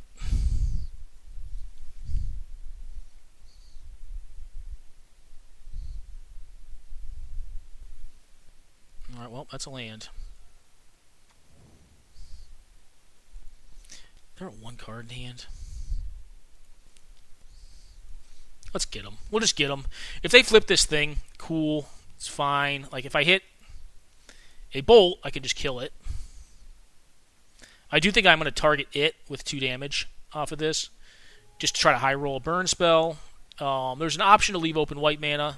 All right, that's just a remand. Doesn't do much here. I mean, I still have this Force, which, I mean, I think if I'm in their shoes, I guess it depends on how much they played against me. I've played Tom a few times. I'm a bit of a more conservative player. I like to think I'm a sensible player, but I don't know. I mean, like, sometimes we're over-conservative or over-brave in our plays. I'd probably tend to say I'm more on the conservative side, so like I think there's a stronger estimation that I'm probably on a card like Force of Will here. That's going to happen. They're not sacking lands. Cool. I mean, they'll flip this thing, but I think it's okay because I can just bounce it back to hand later. If they want to flip this thing, they can flip it. Right?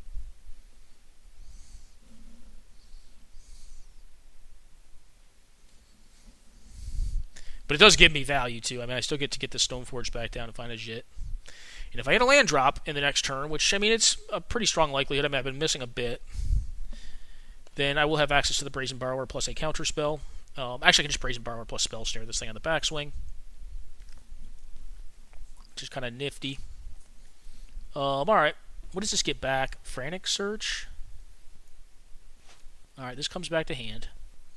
Get back capture of Jingzhou. Alright, well. We'll do this. We'll just counter it. If they have like a literal time walk, I guess I shouldn't F6, because if they do have a literal time walk, I may want to force it here, so I don't die to damages.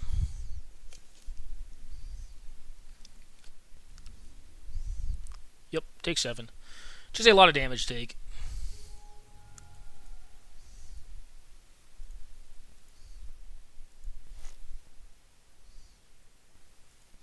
Alright, that's a land. I'm just going to fetch for an island here, a basic island.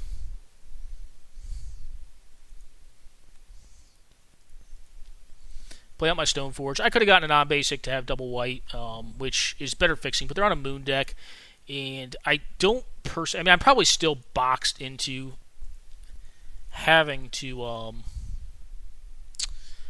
do Force of Will and Moon here, but I'd rather not be. I mean, like, I'm not per se boxed. I can block forever right now as things stand, unless they have like an Abrade in their deck, which they probably do. Maybe they have a Shenanigans too.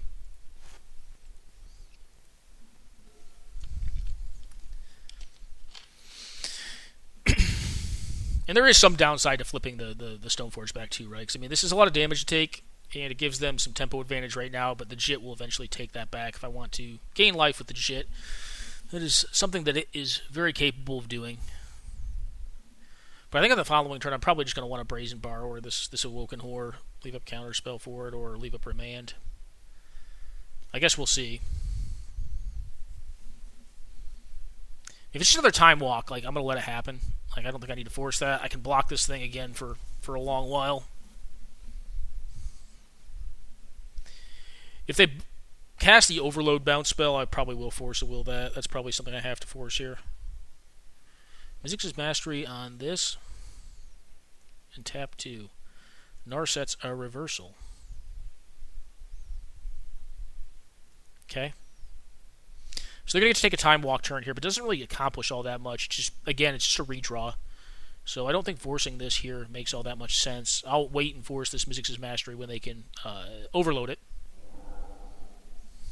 I'm going to let this happen. It's fine. They have Mizzix's Mastery in hand, and that's it. So you got a Time Walk turn. You got an Explorer. Very expensive Explorer.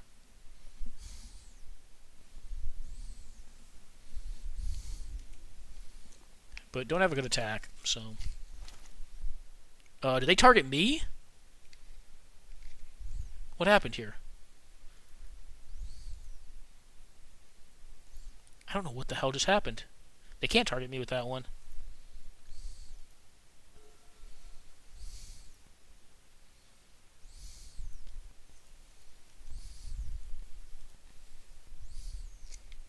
Should return this thing. It gives me a clean attack here. They can replay it if they like, but I still have Counterspell up plus Force of Will.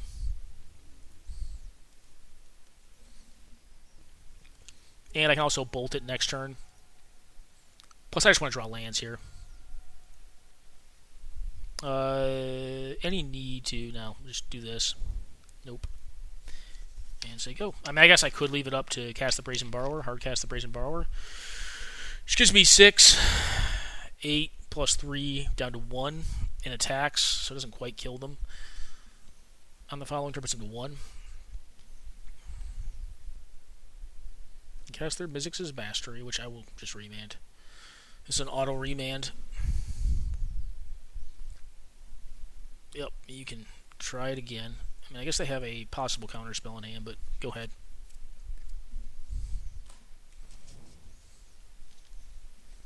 Thing in the ice, which will die to the Jit.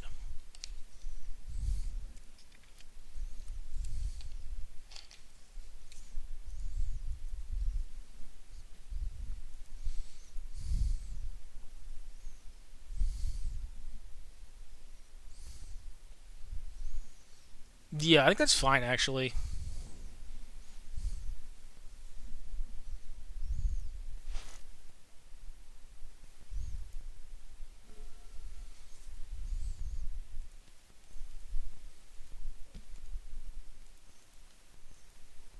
Should have cast this one out. Slam in there. For 4. Put him to 8. leave up Counterspell. I guess technically, I mean, there's really not a big difference between like playing out the Jit or something like that here. Due to the fact that like if I'm Force of Willing as well, like I have to pitch the Counterspell. I don't have another card to do that with. But they're at 8. I can definitely hit them for 6 next turn off of Gideon plus Lightning Bolt, so that should be game. I don't know if Sword probably does the same thing. Sword leaves me a mana short from bolting as well, though. It's a 5 mana play. Yep. You don't have enough to overload it. At this point, I'm going to allow a Time Walk to resolve, because I only have 1 counter essentially in hand.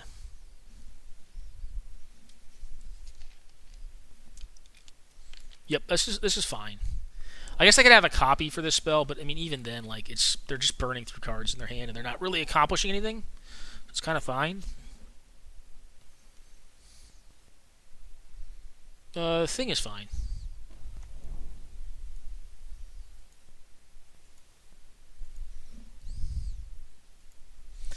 Well, if I hit any land, they are just dead, right? So they're pretty dead.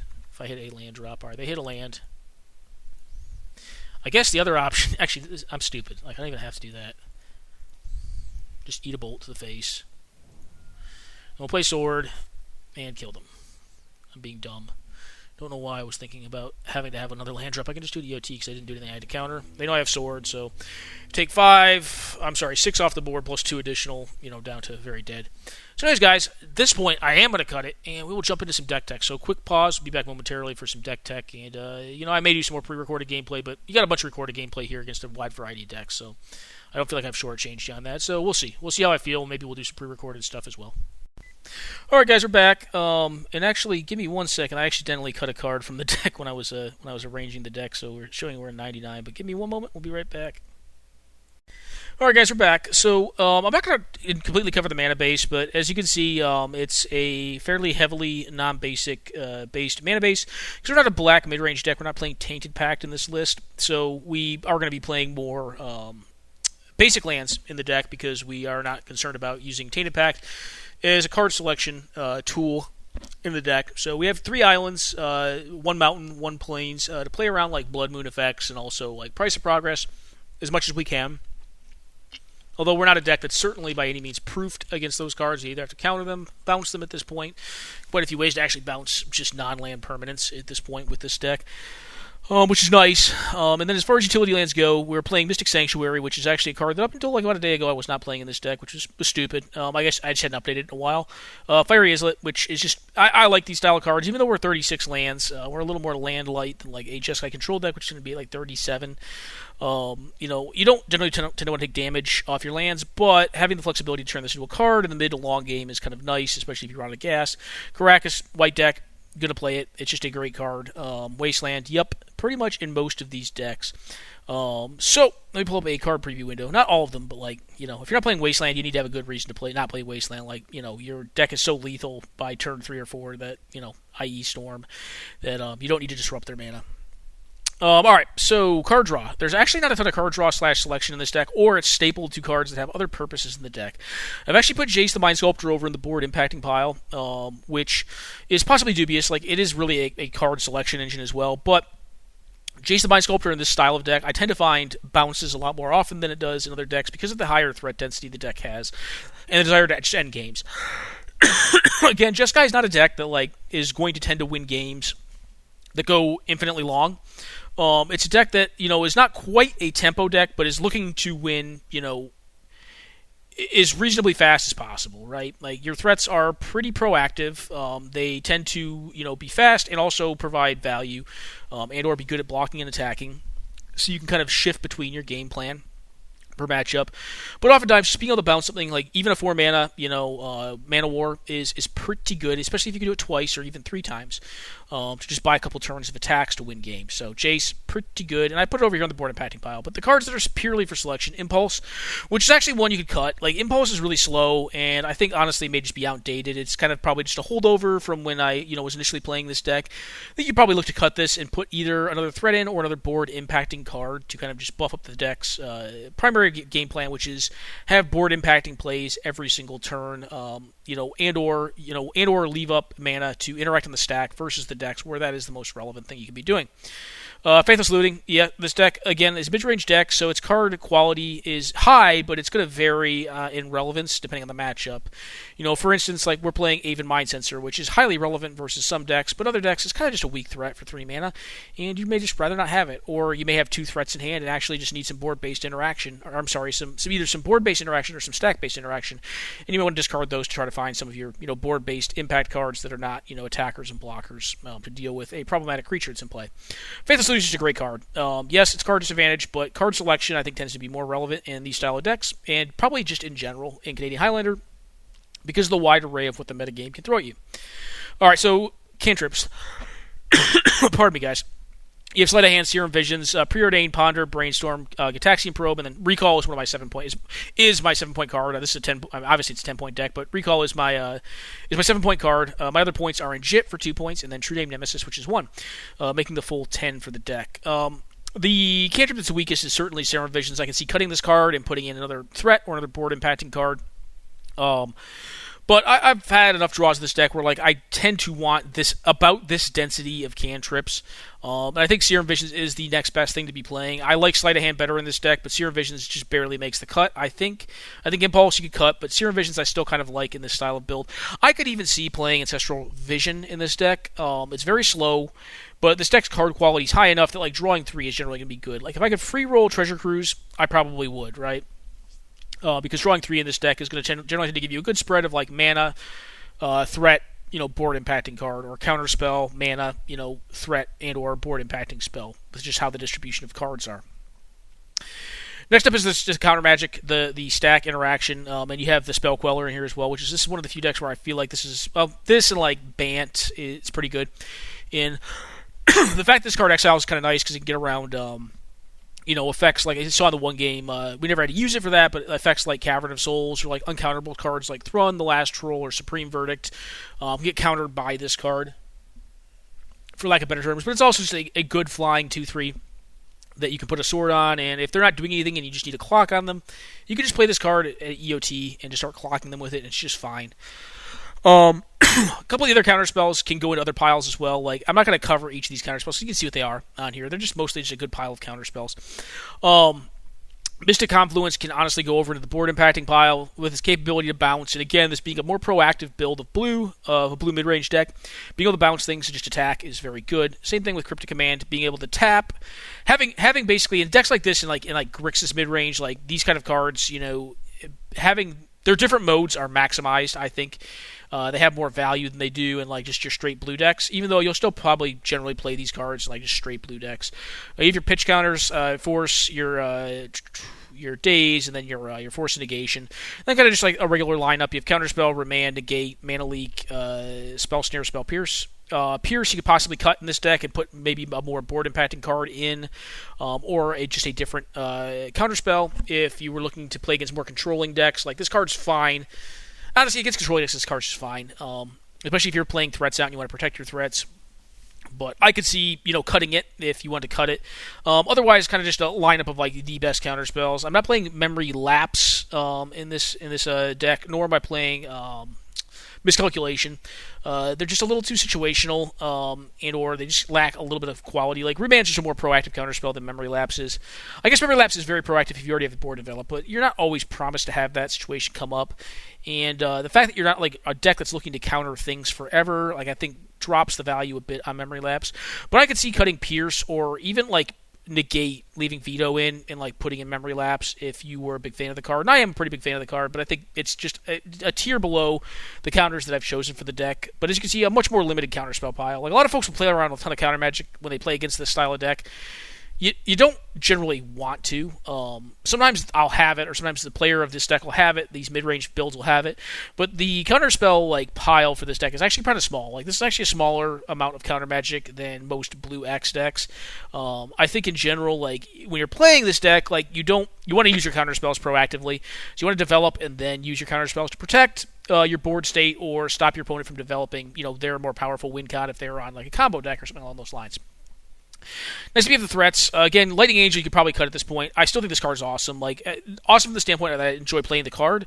And two, like, it's actually just a really good threat. Like, having Vigilance is huge on this thing. Haste is obviously good, but Vigilance is really good. Like, it does race other aggressive creature decks really well, especially having 4 toughness. And it carries equipment exceedingly well because we are a Stoneforge deck, having a Jit and Sword in our deck.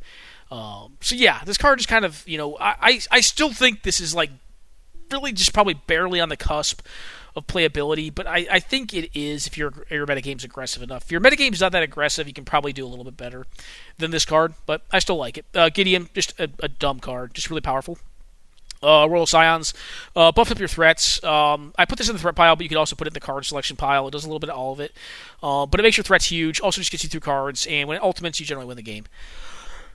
Resto, we do have a few ETB creatures, so Resto's kind of decent there, but it's also just a flash threat. It's decently sized, got 4 toughness, which is kind of nice, gets around bolt effects, just kind of big, flies, all that. Sword of Fire and Ice, just card advantage, kills a lot of threats in the format, gets around from protection, or gets around protection from red, if that's an issue, because a lot of your removal is red-based. Just a significant clock. Stoneforge Mystic, free now to play. I think it's one of the better decks that can play it, as far as like the decks that used to play it anyways when it was at a point. This deck kind of gets to free roll it now, and frees up an extra point to, play possibly a card like True Name Nemesis, which is what I'm running over having run this previously.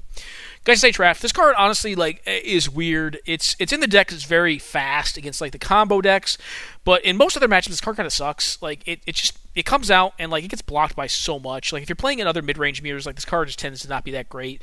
Where it becomes pretty good is if you like lock it up with some equipment. Or can buff it up pretty well, then it becomes pretty ridiculous. But it is just hard to kill. It is very fast to kill folks as well, so I'm still running it because of the damage output to mana input and the resilience of the threat itself. Yeah. Manus Rider, yep, I think this card is great. This card does a lot of damage. Vigilance and Haste and Flying are just kind of amazing because like these cards like Lightning Angel and Manus Rider do a shit ton of damage, are a little bit harder to kill, and just block a ton of stuff in the format. Vendilion Clique, yep, just good. True Name Nemesis, another pointed card that I'm running, just hard as hell to kill, carries equipment well, pretty good. Nimble Obstructionist, yep, not a bad one. Also deals with Oracle combo, which is really big right now, although if you were expecting to see a lot of top decks, which I think Oracle combo is a top deck at this point, you probably just don't want to run Jeskai. Or you need to like put in like, you could look to cut the Spell Pierce and maybe put in a card or an effect like Stifle in the deck to help battle that, in conjunction with the Bird here. Bird is quite good, though. You can Stifle Storm Triggers, all that. Thalia, again, this is a flex slot card. Like, you can cut this card, but it's very good in, creature mirrors. So against, Death and Tax, this card's really good. Against red, a little more limited because they'll probably burn it out. Against other mid-range, this card is just a beating. If you're playing against a 3 to 4 color deck, this card just hoses them. This card is really powerful. So though I'm not playing Burmaz anymore, but I think this card still wins enough games in and of itself that it's worth running. Monastery Mentor, this is one of the best decks in my opinion for it because you have a lot of proactive burn spells that you can just throw at face to complement the game plan this card implements when it comes into play, which is hey, if you cast 2 to 3 spells on the turn after this comes into play and have a Force of Will backup or whatever, or counter spell backup to protect it, you're probably winning the game. Even Mind Sensor just shuts down some decks. This card's, in my opinion, in white decks, generally going to be a staple card. You play it in most white archetypes in the format. Young Pyromancer, yep, just powerful. Dreador Arcanist, again, just very powerful. A lot of 1-mana spells in the deck, gets you through cards, and just provides card advantage at very low cost. Direfleet Daredevil, this again is a flex spot card, but against other spell-based decks, this card's very good. Against red deck wins, this card's very good. There's very few matchups for this card just not going to hit something against Hoof. Against Hoof, I think your matchup's so good. It may not look like it'd be that good, but this deck's very good against Hoof, in my opinion and my experience as well. The games tend to look close, but if you play it right, you tend to be advantaged. I don't think by a massive margin, but I think it's a very consistent margin that you're advantaged in that matchup because of all your low-end creature removal and your ability to basically kill their early creatures to forestall their mana development. But in that matchup, Direfleet Daredevil kind of sucks, but it's going to suck in some matchups, but not many. Even against Death and Taxes, it's pretty good. Soulfire Grandmaster, great. This card's awesome with Burn. You just throw Burn at their stuff, gain a bunch of life. If the game goes long, which in some games I have a pre-recorded one, which again I think I should probably do the deck and then call it, and not do the pre-recorded matchups. But I played a pre-recorded game against a Selesnya Tokens deck, and my opponent got an Arasta, which is a 3/5 legendary spider with reach that makes 1/2s every time you cast an instant. And I used Soulfire. I was outpaced pretty quickly on board because they had big green creatures, and my removal was red.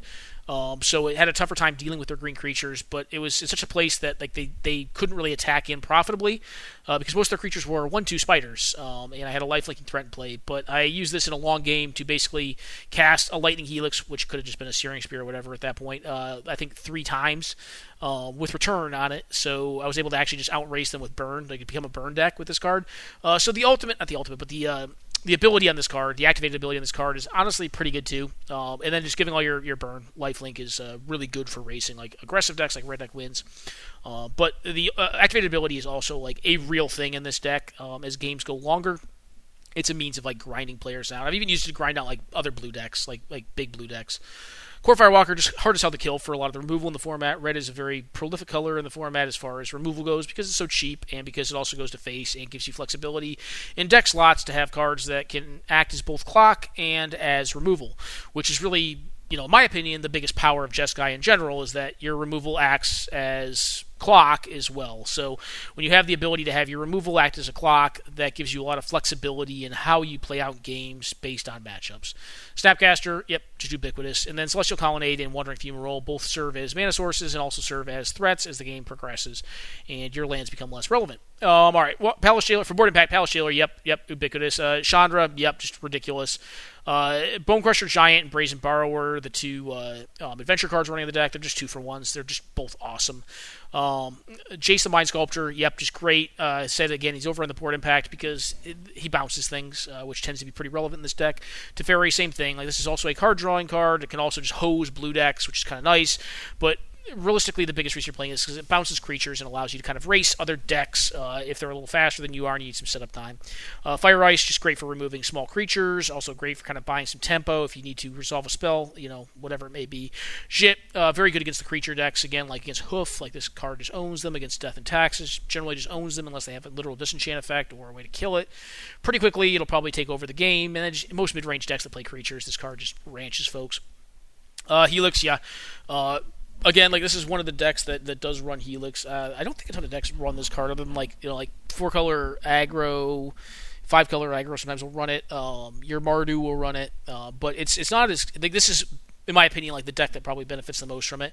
This is a blue base, deck that can range from like being more controlling to more aggressive / mid-rangey, and this card just allows you to kind of do both. It goes, you can throw it at face, you can kill planeswalkers with it, you can kill board stuff on the board with it, and it also makes it very difficult to raise because you're just gaining 3 life off of it. All right, so Searing Spear, Lightning Strike, Incinerate, yep, all the same card, all pretty good. Not quite the same card, but they're all very good, and they're again kind of like one of the hallmarks of the mid-range builds of this style of deck, because they deal with so many threats in the format, and they can also just go to face to augment your creature game plan, your kind of like aggressive creature game plan that you've got going on, to just outrace folks.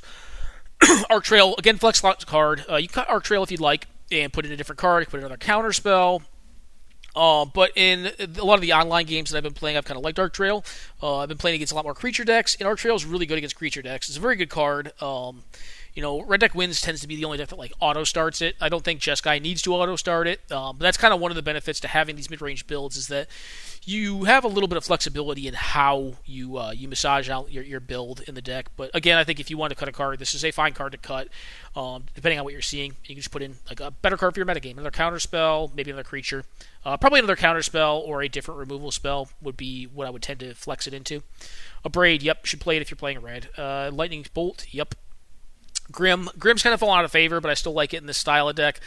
Can't tell you about how many times this card just kind of saved my butt. It's just a good value card. Anytime you can put a 2-for-1 on a 1-drop, especially in red, it's very good. And this deck does not use its graveyard to a high extent.